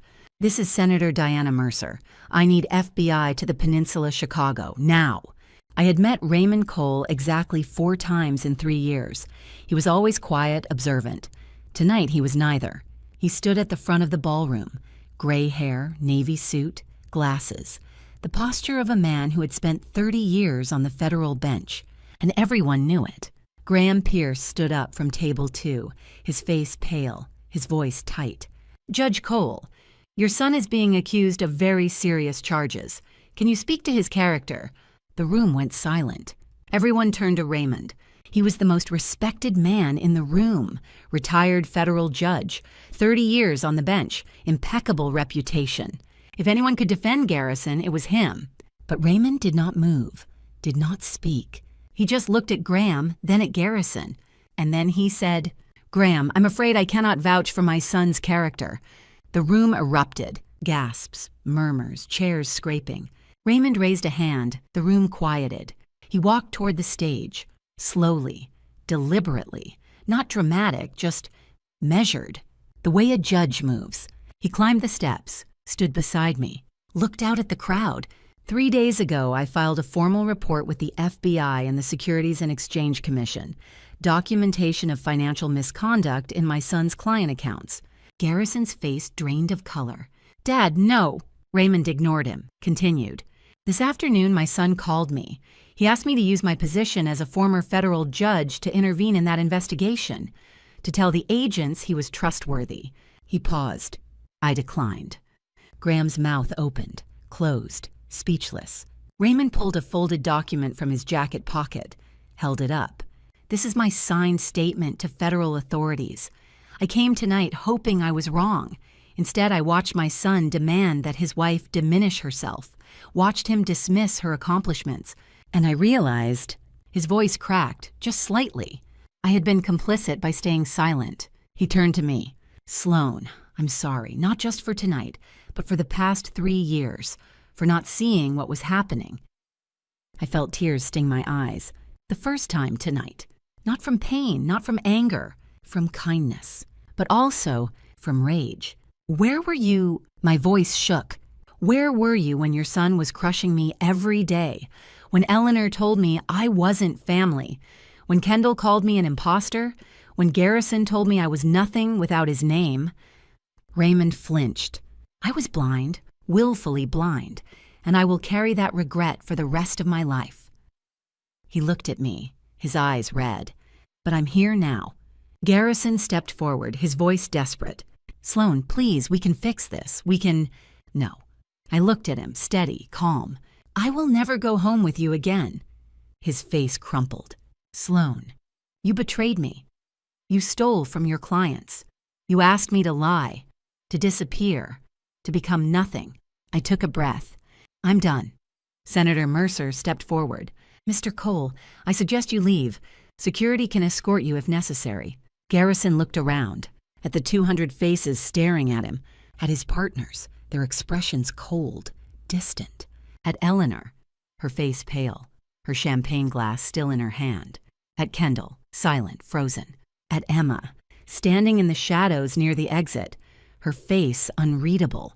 No allies, no one. He turned, walked toward the exit, alone. The room watched him go, and then applause, quiet at first, then louder. Not for Garrison, for me, for Raymond, for the truth. I stood on the stage, my hands shaking, my legs weak. Helena climbed the steps, took my hand. "You did it." I nodded, could not speak. Senator Mercer placed a hand on my shoulder. "The FBI will be here shortly. They'll need your statement. But for now," she looked at Raymond. "Thank you, Ray, for doing the right thing." Raymond nodded, his jaw tight. "I should have done it sooner." Eleanor moved. She walked toward the stage, her face twisted, furious. "You destroyed him." She pointed at me. "You destroyed my son." Raymond stepped in front of me. "Eleanor, stop. How can you defend her? She's ruined everything." "No." His voice was hard, final. "Garrison ruined everything, and we let him." Eleanor stared at him, speechless. You enabled him. I ignored it, and Sloan paid the price." He looked at her. "I will not stand by anymore." Eleanor's face crumpled. She turned, walked away. Kendall followed her, silent. Graham Pierce approached the stage, his expression grim. "Judge Cole, I need to speak with you, privately." Raymond nodded. "Of course." Graham glanced at me. "Ms. Mitchell, on behalf of Goldman Sachs, I apologize. We will cooperate fully with any investigation, and—" He hesitated. "Thank you for your courage." I nodded, did not trust myself to speak. Graham and Raymond stepped aside, began talking in low voices. Helena squeezed my hand. "Let's get you out of here." I nodded. We walked down the steps, through the ballroom. People stepped aside. "Let us pass." Some nodded, some smiled. One woman, a lawyer I had worked with years ago, reached out, touched my arm. "You're incredible." I blinked back tears. "Thank you." We reached the exit. The cool night air hit my face. I took a breath, and I realized I was free. Not just from Garrison, but from the fear, the shame, the belief that I was not enough. I was enough. I had always been enough. Helena stood beside me. "What now?" I looked back at the ballroom, at the lights, at the people still inside. "Now I file for divorce. I give my statement to the FBI, and I start over." Helena smiled. "Good." We stood there for a moment, in the cool night. The city stretched out below us, and I thought, 3 years. 3 years of making myself smaller. But tonight I took up space, and I'm never shrinking again. Inside the ballroom, Emma Hartley stood in the shadows, watching. Her face was pale, her hands shaking. She pulled out her phone, dialed, waited. A voice answered. "Emma." "He's done. They know everything." A pause. What about you? Emma's jaw tightened. "I'm leaving tonight." "Where will you go?" She looked back at the ballroom, at the stage where Sloan had stood, where Garrison had fallen. "Somewhere he can't find me." She hung up, turned, walked toward the exit, and disappeared into the night. After Garrison left the ballroom filled with whispers, some guests left immediately, others stayed out of morbid curiosity. The gala continued, awkwardly, uncomfortably. Waiters cleared plates, the lights stayed dim, the music, soft jazz, played on. But no one danced. Senator Mercer approached me, took my arm gently. "Let's step aside." We moved to the edge of the stage, away from the crowd. She looked at me, her expression serious. "I'm sorry you had to go through that, but I meant what I said. The AUSA nomination stands." I blinked. "You still want me?" "Of course. You just showed more integrity in 30 minutes than most lawyers show in a lifetime." She squeezed my arm. "Take time to process this. But when you're ready, the U.S. Attorney's Office will be waiting." I nodded, my throat tight. "Thank you." She smiled, faint, warm. "You're going to be an excellent federal prosecutor, Sloan." Raymond approached, his hands in his pockets, his expression tired. "Sloan, if you need anything legal support housing a witness for the divorce, I'm here." I looked at him. This man I had met 4 times in 3 years. This man who had just publicly disowned his son. "I appreciate that, but I need distance from the Cole family right now." He nodded, understanding. "Except you," I added quietly. "Maybe, later." His eyes softened. "I'll give you space, but know that my door is always open." He turned to leave, then stopped. "For what it's worth, you deserved better, from all of us." I did not respond, just watched him walk away. Helena appeared beside me. "Let's get you out of here." I nodded, grateful. We walked through the ballroom, through the crowd. People stepped aside. Some nodded, respectful. Others avoided eye contact. Uncomfortable. And then I saw her. Eleanor. She was sitting alone at table 3, her champagne glass still in her hand, her mascara smudged, her face pale. Kendall was gone. Graham was gone. The women who had clustered around her earlier gone. She was alone. I stopped, looked at her. Helena squeezed my hand, whispered, "You don't owe her anything." I know, but I walked over anyway. Eleanor looked up, her eyes red, her jaw tight. Come to gloat, I shook my head. No, I came to say. I paused, chose my words carefully. I never wanted to destroy your family, Eleanor. I just wanted to matter. Her laugh was bitter, sharp. You got what you wanted. I hope you're happy. I looked at her, steady. I'm not happy, but I'm free. There's a difference. She stared at me, speechless. I turned, walked away, and I did not look back. We reached the lobby, the elevator, the cool night air, and that was when I saw her, Emma. She was standing by the window, near the exit, still in her black dress, her phone in her hand. She looked up, saw me. Our eyes met. For 3 seconds, we just stared. No words, no accusations, just understanding. We were both complicit, both victims, both responsible. And then I turned away and kept walking. Helena's car was waiting. The valet opened the door. I slid into the back seat. Helena climbed in beside me. The driver pulled away from the peninsula into the cool Chicago night. I leaned back against the seat, closed my eyes. It's over. It's really over. Helena was quiet for a moment, then, not quite. I opened my eyes, looked at her. What do you mean? She glanced at her phone, the email she had shown on stage. The anonymous email. Someone knew everything about the affair, about the embezzlement, about the offshore accounts. I frowned. Raymond said a compliance officer at Goldman sent it to him. He forwarded it to you. Yes, but how did the compliance officer know about the affair? That's not something in financial records. I sat up, my mind racing. She was right. The embezzlement, yes, that could be found in account statements, transaction logs, client files. But the affair, that was personal, hidden. Unless someone at Goldman knew, someone close to Garrison. Helena nodded. Someone who had access to his schedule, his messages, his private life. We both said it at the same time. Emma. I stared out the window at the city lights blurring past. She sent the email. Or helped whoever did. Helena set down her phone. The question is why would she expose him? She was his accomplice. I thought about the way Emma had looked at me tonight. The smirk when she first approached table 12. The flicker of fear when I said 8 months. And then I remembered what Garrison had said in his messages. After the gala, I'll handle both problems. Both problems. Me and Emma. He was going to leave her, I said quietly. After tonight. After the deal closed. He was going to cut her loose. Helena's eyes widened. So she exposed him first. Not just exposed, destroyed. I leaned back, exhaled. Emma Hartley just burned down Garrison's entire life and used me to do it. Helena was quiet for a long moment, then. Do you want to find her, confront her? I thought about it. About Emma standing in the shadows tonight, watching Garrison fall, watching me walk away. About the email, the timing, the precision. She had known exactly what she was doing. No, I said finally. Let her go. She's not my problem anymore. But she's still out there, watching. I looked at Helena. I know, and if she becomes a problem, I'll deal with it. But tonight, I closed my eyes. I just want to go home. Helena squeezed my hand. Okay. We drove in silence through the streets of Chicago, past the lights, past the noise. And I thought, 3 years. 3 years of being told I was too much, too ambitious, too loud. Tonight I was all of those things. And I won. The car pulled up in front of my building. Not the penthouse I shared with Garrison, but my old apartment, the one I had kept, just in case. Helena walked me to the door. Are you going to be okay? I looked at her. This woman who had stood by me, who had believed me when no one else did. I'm going to be fine.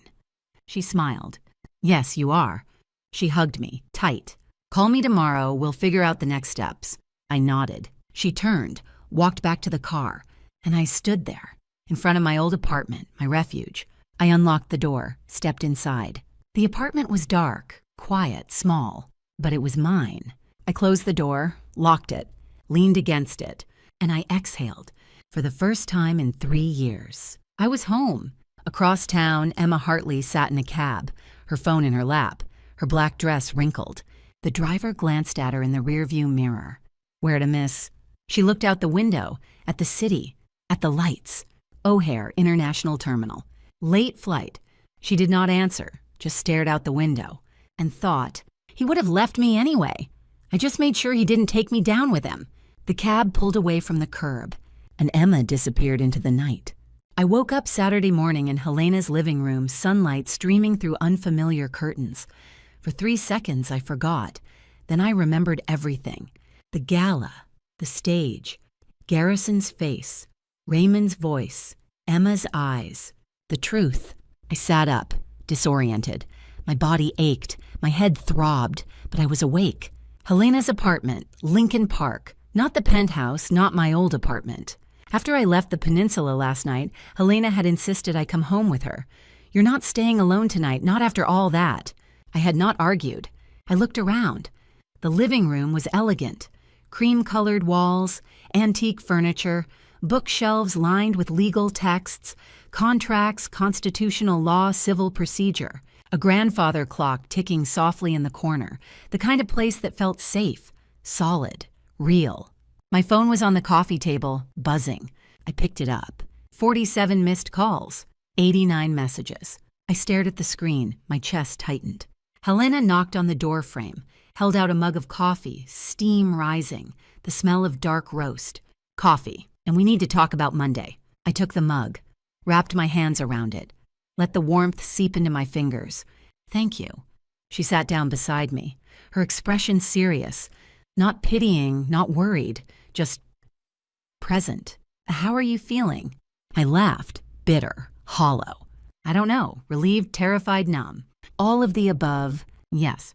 She squeezed my hand. That's normal. I opened my phone, scrolled through the messages, my thumb moving automatically, names blurred together. Michael Foster, whole office is talking, everyone's proud, boss wants to see you Monday. Claire Donovan, call me ASAP, need to discuss next steps. Unknown number, is it true, did Garrison really embezzle? Another unknown number, you're brave. Thank you for speaking out. Another, how could you destroy your husband like that? I closed my eyes, took a breath, let the coffee mug warm my palms, and then I saw it. Garrison Cole, blocked contact, 23 attempted calls. He had tried to call me 23 times. 23. I set down the phone, my hands steady, my heart calm. He could call 1,000 times. I would not answer. Claire called at 9:15. I answered on the second ring. Claire. Sloan. Good. You're up. I'm filing the divorce petition Monday morning. 9 a.m., Cook County Circuit Court. Do you need an emergency protective order? What? I hesitated. I don't think so. He's humiliated, not dangerous. A pause. I think. Claire's voice was firm, professional, no room for doubt. If you feel unsafe at any point, call me immediately. I can have an order in place within hours. Do not hesitate. Okay. Good, now the financial crimes. You need to report Monday afternoon. U.S. Attorney's Office, Northern District, 2 p.m. sharp. Okay. Remember. Her voice dropped. Serious. Deliberate. You report as a citizen who discovered evidence, not as a prosecutor with jurisdiction. You've already recused yourself from any Goldman-related cases. You're clean. This is personal, not professional. I understand. Good. I'll see you Monday, 9 a.m., my office. We'll review everything before we file. She hung up. I stared at the phone for a moment, then I opened my laptop, created a new document. Discovery timeline for legal record. I typed slowly, carefully, each word deliberate. April 17, 2024, discovered evidence of affair and financial misconduct. April 18, 2024, documented evidence. Met with divorce attorney, secured copies. April 20th, 2024, public disclosure at Charity Gala. April 23, 2024, Monday, will report to U.S. Attorney's Office. Reason for timeline.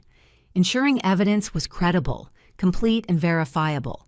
Due diligence required time to gather documentation and consult legal counsel. I saved the file, backed it up to the cloud, password protected, encrypted. And I exhaled. My phone buzzed again. Another message. Michael Foster, link to local legal blog. You should read it. I clicked the link. Prominent Goldman Sachs banker accused of embezzlement at charity gala. A dramatic confrontation at Friday night's Goldman Sachs annual charity gala has left Chicago's legal and financial communities reeling. Garrison Cole, 41, a senior associate at the investment firm, was publicly accused of embezzlement and infidelity by his wife, a lawyer with the Cook County State's Attorney's Office. Details remain scarce, but multiple witnesses confirm the allegations were made in front of over 200 guests, including U.S. Senator Diana Mercer. I stopped reading. Helena sat down beside me, her coffee cup in her hand, her gaze steady. They're going to dig. You know that, right? I know. Your name will be everywhere by Monday. Reporters, bloggers, social media. I know. She looked at me, studied my face. Are you ready for that? I thought about it. About walking into the courthouse, about standing in front of reporters, about being asked questions I did not want to answer, about my face on the news, my name in headlines. No, I said quietly, but I'll do it anyway. Helena smiled, faint, proud. Good. We sat in silence for a while, drinking coffee, watching the sunlight move across the floor, the grandfather clock ticking, the city waking up outside. And then I said, I thought I'd feel triumphant.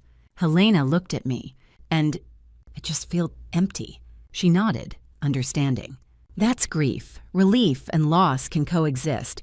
You lost something, Sloan. Even if it was never real, even if it was toxic, you still lost the hope that it could have been something else. I blinked back tears. I spent 3 years with him, and I still don't know if I ever really knew him. Maybe you didn't. Maybe he didn't let you. Or maybe he never knew himself. I looked at her. How do you move on from that?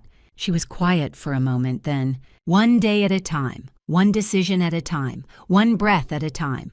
She squeezed my hand. And you're not alone. You never were.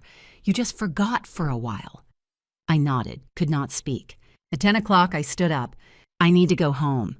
Helena frowned. Home. The penthouse. I need to get my things, clothes, documents, my laptop charger, my degrees. I looked at her. I need to do it before Garrison comes back, before he tries to change the locks or destroy something out of spite. Helena stood. I'll go with you. You don't have to. I'm going with you. Her voice was firm, final. The voice of someone who had spent 30 years on the bench and did not take no for an answer. But be prepared, Sloan. He might be there. And if he is, you stay calm. You do not engage. You get your things, and you leave. I nodded. Okay. We drove to the penthouse. 40 minutes. Through the streets of Chicago, past the shops and cafes and parks I used to love, past the places where I had walked with Garrison, where I had pretended we were happy. Helena parked in the underground garage. We took the elevator to the 12th floor. I stood in front of the door, my hand on the key, my heart pounding. And I realized I was terrified. Not of Garrison, but of the life I was leaving behind, of the woman I used to be, of the years I had wasted. Helena placed a hand on my shoulder. You can do this. I nodded, unlocked the door, and stepped inside. The penthouse was silent. No lights, no sound, no sign of Garrison, no smell of coffee, no jacket on the hook.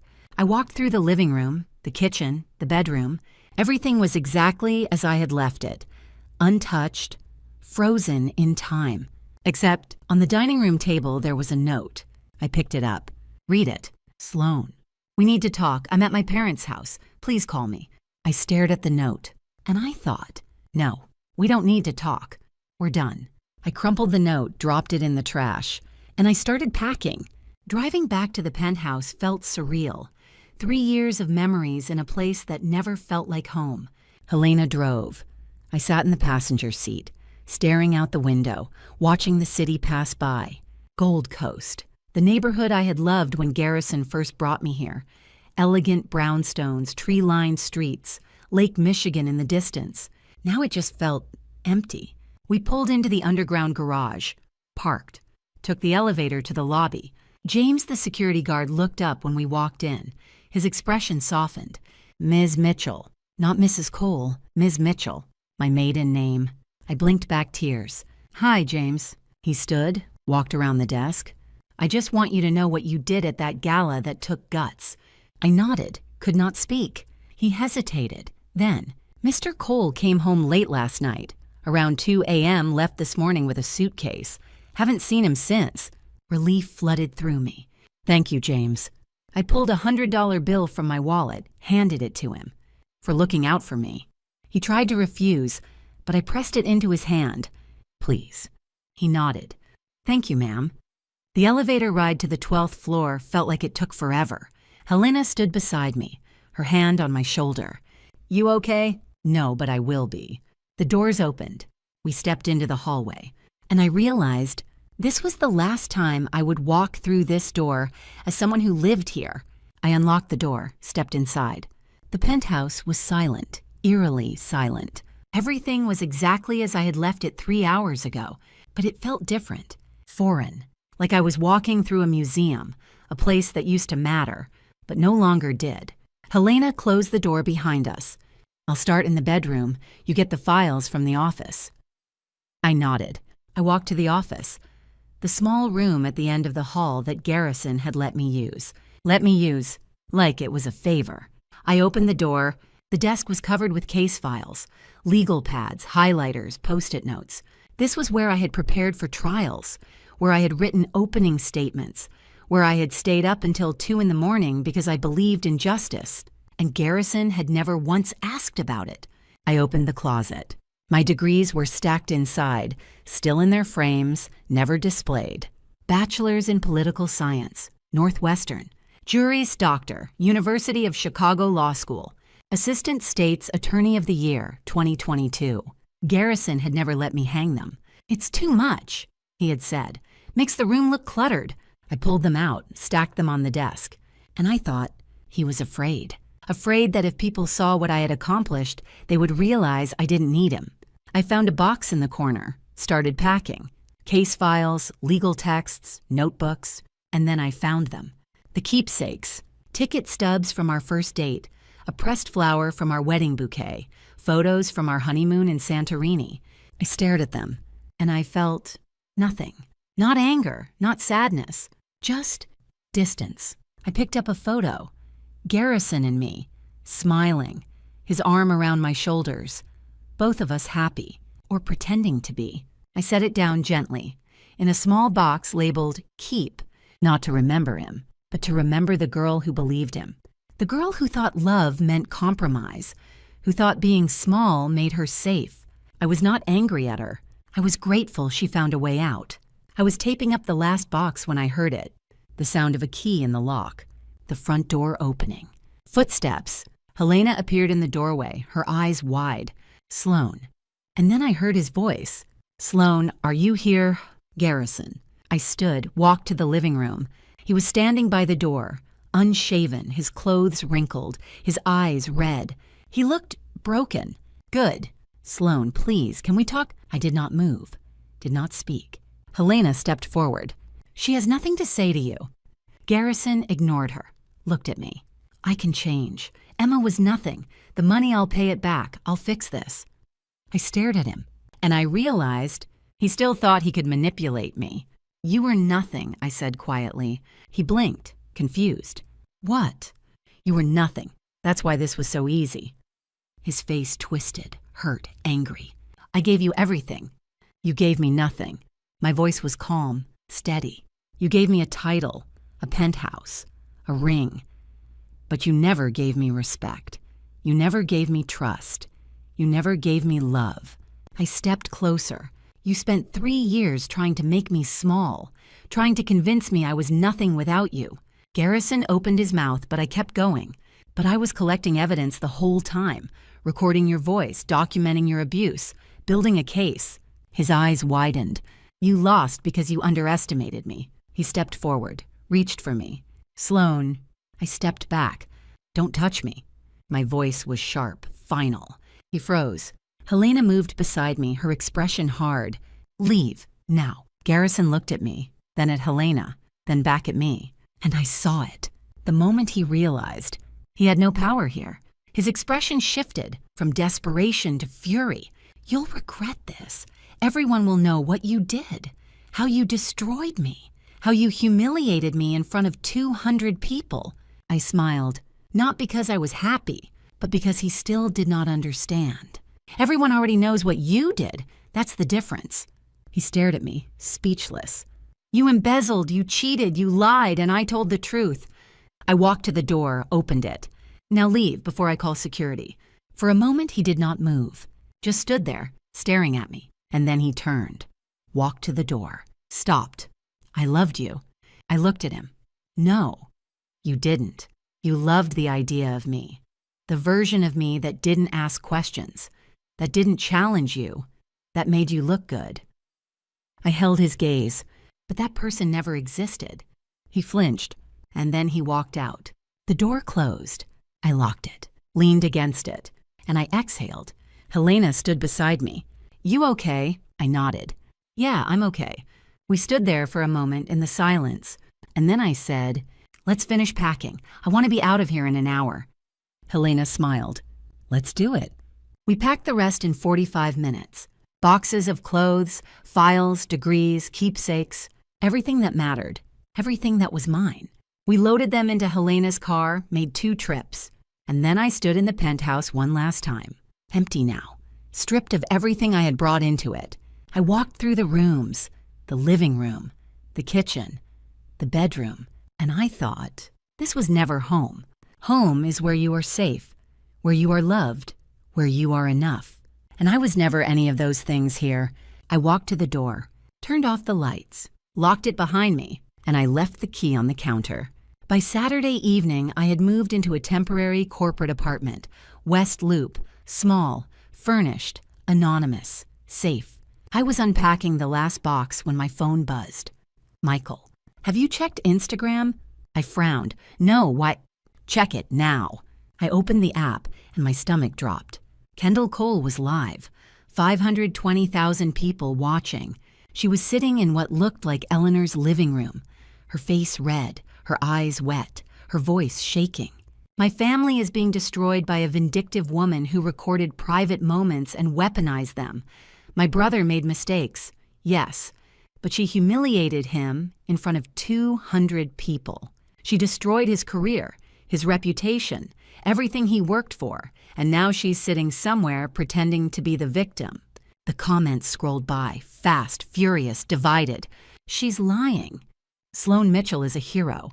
This is what happens when you marry a narcissist. Garrison deserved it. Poor Kendall. Check Twitter. Someone's posting videos. Justice for Sloane. I switched apps, opened Twitter, and there it was. Truthteller_CHI posted 4 minutes ago. A video, 14 seconds long. Garrison, yelling, his face red, his finger pointed at me. You are nothing without my family's name. The clip ended. My chest tightened. I knew this video.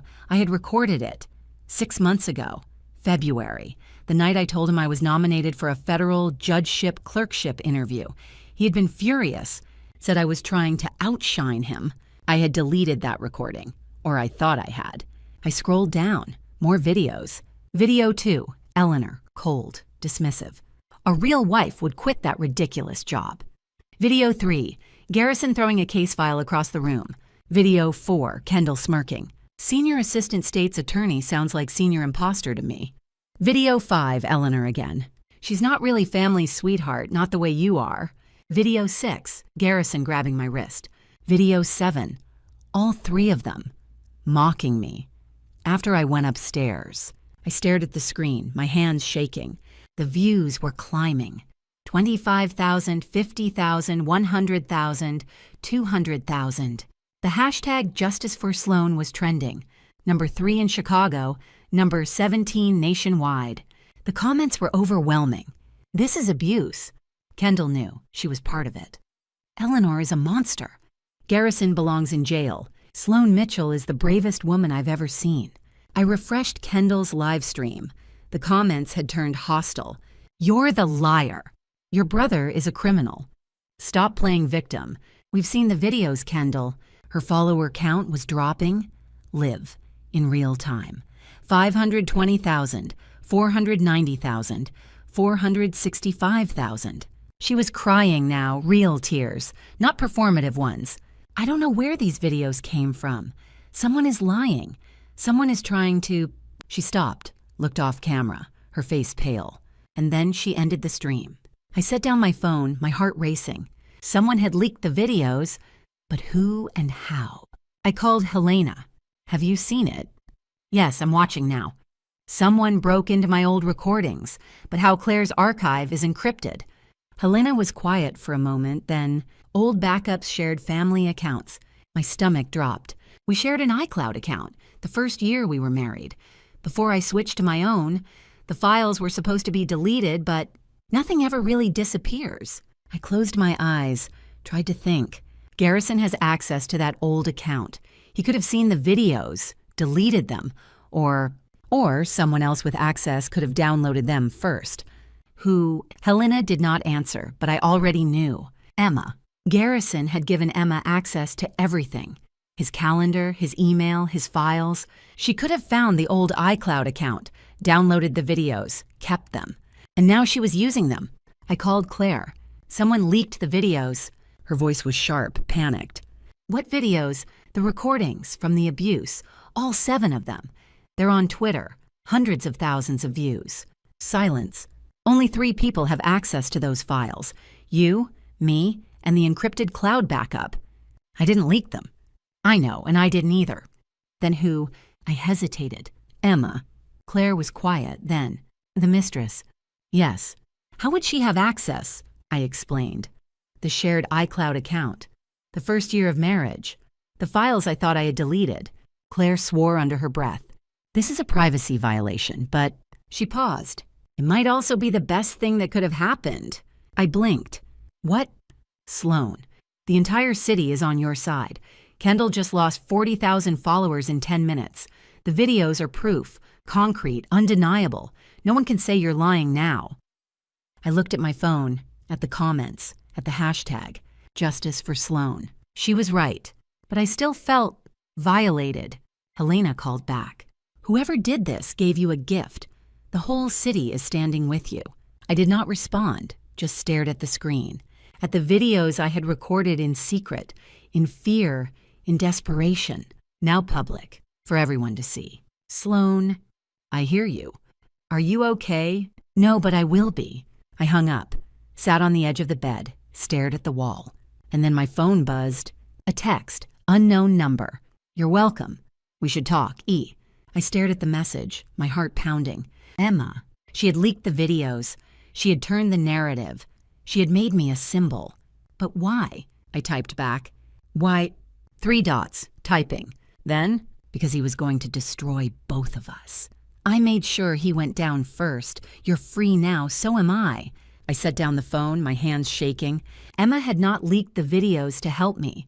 She had leaked them to protect herself, to turn public opinion against Garrison, to make sure that if he went down alone. And I was collateral benefit. I looked at Twitter again. The videos had over 1 million views now, combined. Justice for Sloan was trending nationwide, number 12. News outlets were picking it up, local blogs, legal Twitter, feminist accounts. Prominent Chicago prosecutor reveals years of abuse by investment banker husband. Videos show Goldman Sachs associate verbally abusing wife. Sloan Mitchell, the lawyer who fought back.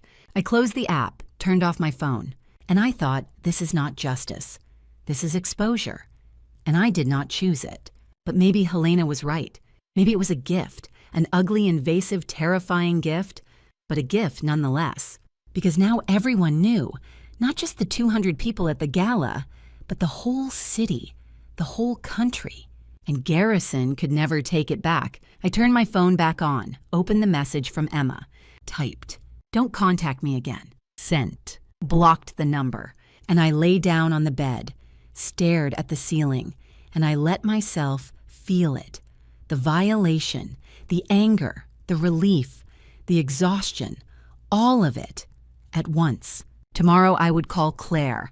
I would call the U.S. attorney. I would deal with the fallout. But tonight I just needed to breathe.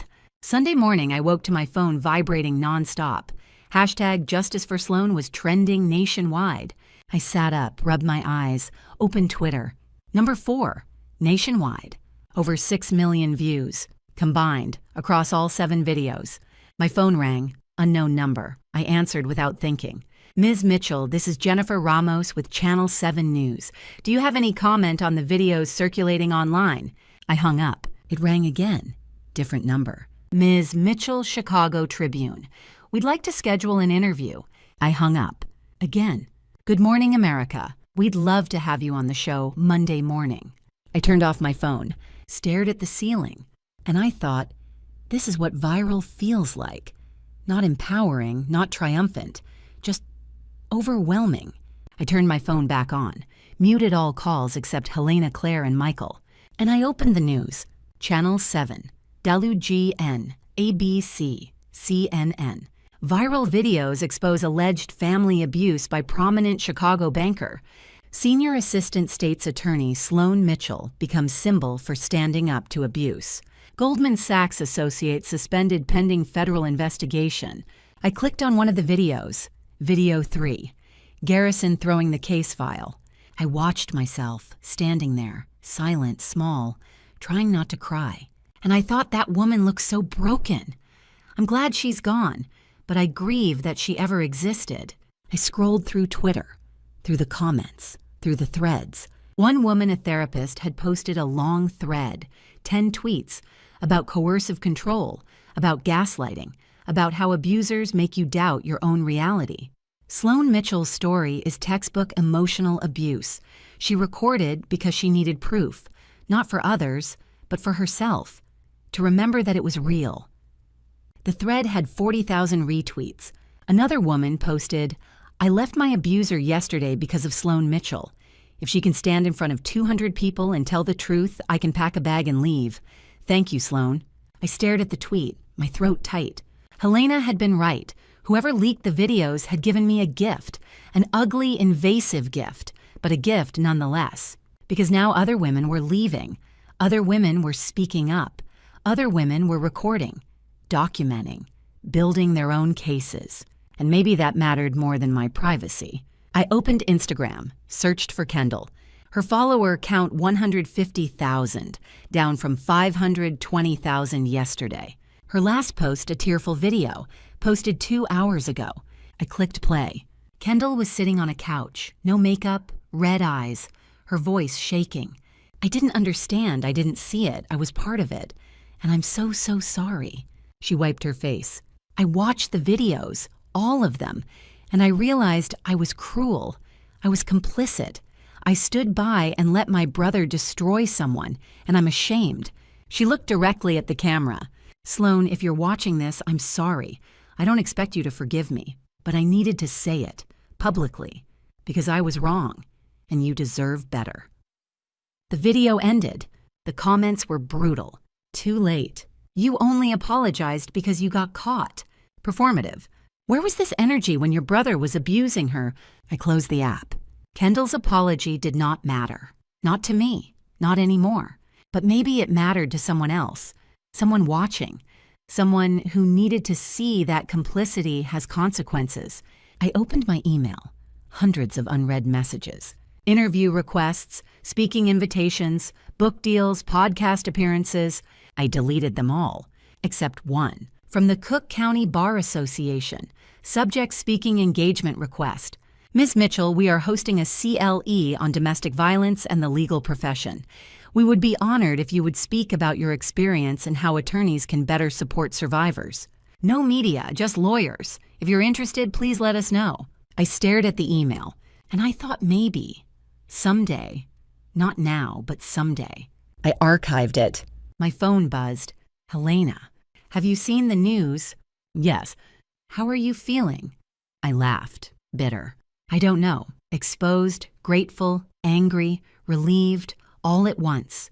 That's normal. Is it? Yes. I was quiet for a moment then. A woman tweeted that she left her abuser because of me. Helena's voice softened. Good. But I didn't want this. I didn't want to be a symbol. I just wanted to be free. I know, but you are both now, and that matters. I nodded, even though she could not see me. Helena. Yes. Thank you for everything. You don't need to thank me. You did this yourself. I smiled, faint. I couldn't have done it alone. No one can. My phone buzzed again, text from an unknown number. Meet me Monday morning, I'll explain everything. E. Emma. I stared at the message. Helena was still on the line. Sloan, you still there? Emma wants to meet. Silence. The one who leaked the videos? Yes. Are you going to... I thought about it. About Emma standing in the shadows at the gala. About the email to Helena. About the videos. About the text, you're welcome. I don't know. Part of me wants answers. Part of me never wants to see her again. What does your gut say? I closed my eyes. My gut says she's dangerous, but she's also the only one who knows the whole story. Then be careful and bring someone with you. I will. I hung up, stared at Emma's message, and I thought she destroyed Garrison, but she also destroyed my privacy. She gave me justice, but she took my control. Who is Emma Hartley and what does she want? My phone rang. Raymond. I answered. Raymond. Sloan, have you seen the news? Yes. I'm calling to let you know Eleanor and I are separating. I sat up. What? I can't stay married to someone who enabled abuse, who participated in it, who looked the other way while her son destroyed you. His voice cracked. I'm sorry I didn't see it sooner. I'm sorry I didn't protect you. I blinked back tears. I'm sorry your marriage is ending because of me. It's not because of you. It ended years ago. I was just too cowardly to admit my wife chose cruelty over decency. He paused. You did the right thing, Sloan, and I'm proud of you. I could not speak. Thank you, I whispered. He hung up. I sat on the edge of the bed, staring at the wall. And I thought Raymond left Eleanor. Kendall apologized. Garrison is suspended. Emma is in hiding. And I'm sitting in a corporate apartment watching my life become a hashtag. This is not how I thought justice would feel. My phone buzzed. Another text. Emma. Monday, 9 a.m., Millennium Park, near the Bean. Come alone. I stared at the message, and I typed back, I'll be there, but I'm bringing someone. Sent. 3 dots. Typing. Then, fine, but only one person and no phones. I showed Helena the message. She wants to meet Monday morning, Millennium Park. Helena's voice was sharp. Do not go alone. I won't. I'm bringing you. Good, because I want to look that woman in the eye and ask her what the hell she was thinking. I smiled, faint. Me too.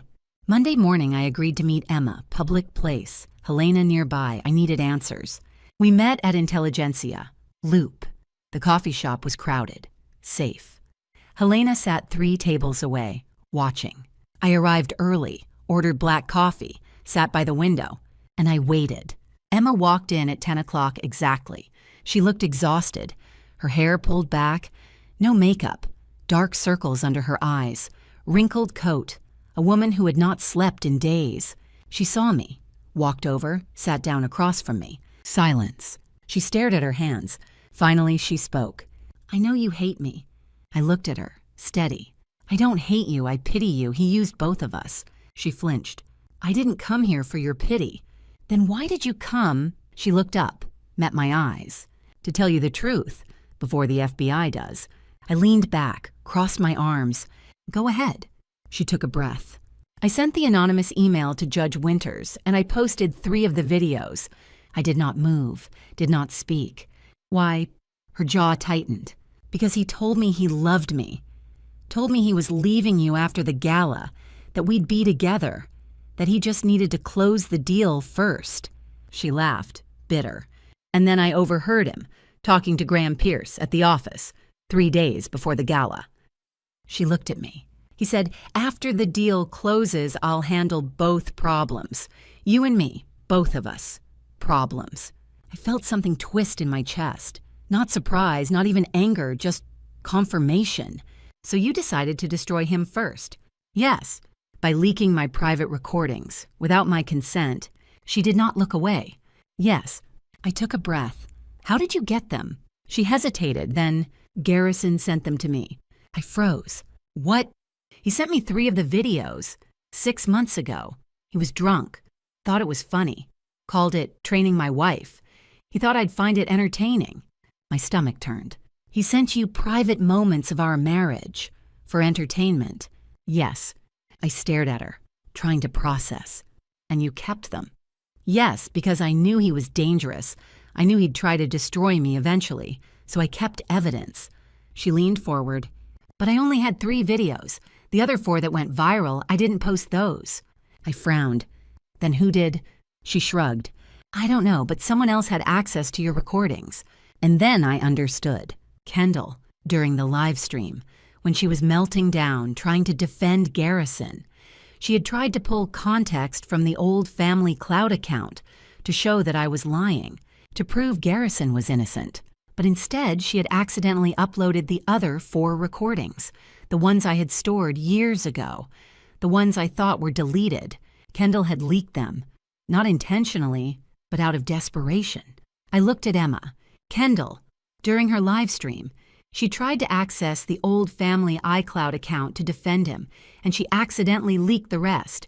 Emma's eyes widened. So she leaked your recordings trying to protect him? Yes. Emma laughed. Quiet, bitter, poetic. I did not laugh. I looked at her, and I felt nothing. Not anger, not gratitude, just exhaustion. You violated my privacy. You turned my pain into a weapon for revenge. She met my eyes.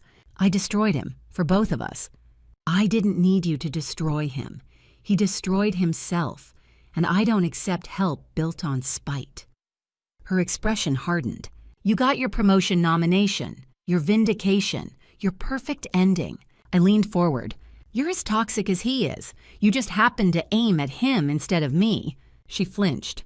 I'm nothing like him. You used me, just like he did. You didn't leak those videos to help me. You leaked them to protect yourself, to make sure that if he went down, you weren't standing next to him. She opened her mouth, but I kept going. You recorded me too. I stood up. I recorded for court, for legal protection. You use them for public humiliation. That's the difference between justice and cruelty. She stood too, her voice sharp. You recorded him too. Don't pretend you're morally superior. I am, because I didn't weaponize his pain. I documented abuse. You exploited it. I grabbed my coat. Garrison was wrong about me, but you're wrong if you think this makes us allies. I turned to leave. Emma's voice followed me. You're free because of me. I stopped, looked back. No, I'm free because I built a case, because I had evidence, because I stood on that stage and told the truth. You didn't free me. You just made sure the whole world was watching when I did. I walked toward Helena. Emma called out. The FBI is going to ask you about the videos, about how they got leaked. What are you going to say? I paused. The truth. That you leaked 3. That Kendall leaked 4. That Garrison sent you those 3. That he weaponized my pain first. I looked at her. And that you're complicit. Just like Kendall. Just like Eleanor. Just like everyone who stood by and did nothing. Her face went pale. I walked away. Helena stood, followed me out. We walked half a block in silence. Then Helena said, You okay? I nodded. Yeah, I'm okay. What did she say? She confessed to leaking 3 videos. Garrison sent them to her 6 months ago, for fun, to show off. Helena stopped walking. He sent her videos of him abusing you for entertainment. Yes. She swore under her breath. And the other 4, Kendall. She tried to pull context from the old family cloud during her live stream, accidentally leaked them. Helena shook her head. So Emma leaked 3 out of spite, Kendall leaked 4 out of stupidity, and Garrison filmed them out of cruelty. Yes. We walked to the parking garage. Helena unlocked her car. I got in, closed the door, and I thought none of them freed me. I freed myself. They just made sure everyone was watching. Helena started the car. What now? I pulled out my phone, texted Claire. File the divorce, and I need to call the U.S. Attorney's Office today. Sent. Helena drove, and I stared out the window, at the city, at the people walking by, at the life I was building. Without Garrison, without Emma, without Kendall, just me. And that was enough. 3 things happened that Monday that changed the trajectory of my life. Scene 1, filing for divorce, 9 a.m. Monday. Claire's office, 9th floor, windows overlooking the Chicago River. I sat across from her, a stack of papers between us. Sign here, and initial here. I signed, my hand steady. Petition for dissolution of marriage. Cook County Circuit Court, Claire explained. Illinois is an equitable distribution state, not community property. The court divides assets based on fairness, not 50-50. Given the dissipation of assets and misconduct, we'll argue for 65-35. Debts from criminal activity stay with the person who created them. You are not liable for embezzlement, restitution, or criminal defense costs. I nodded. How long? 6 months. Maybe less if he doesn't contest. He'll contest. Let him. We have 7 videos. An affair, embezzlement. The judge will side with you. I set down the pen. When does this become final? When the judge signs the decree, probably July. July, 3 months away. I could wait 3 months. Scene 2, reporting to authorities 2:00 p.m. Monday. U.S. Attorney's Office, Northern District of Illinois, Dearborn Street. I sat across from AUSA Jennifer Walsh, 43, sharp, no nonsense. I'm here to report financial crimes committed by my husband. I've recused myself due to conflict of interest, and I'm turning over documentation. I handed her a flash drive, bank statements, transaction logs, offshore account records, screenshots of messages between Garrison and Emma. Walsh plugged in the drive, opened the files, scanned them, looked up. This is thorough. How long have you been gathering this? 6 days since I discovered it. And you're reporting now because I needed to verify the information, consult legal counsel, ensure I wasn't compromising an ongoing investigation. She nodded. Standard protocol. Thank you. She closed her laptop. One more thing. I'm an AUSA candidate here. Does this disqualify me? Walsh smiled, faint. No. If anything, it demonstrates integrity. You followed protocol. You recused yourself. You reported promptly. That's exactly what we look for. I exhaled. Thank you. She stood, shook my hand. We'll be in touch. And Ms. Mitchell, welcome to federal prosecution. Scene 3, 3 months later, July 2024. The divorce was finalized. Cook County Circuit Court ruled in my favor. I received $465,000, 67% of marital assets. The court's reasoning, the husband's criminal conduct and dissipation of assets justifies unequal division to prevent unjust enrichment. Garrison was not present at the hearing.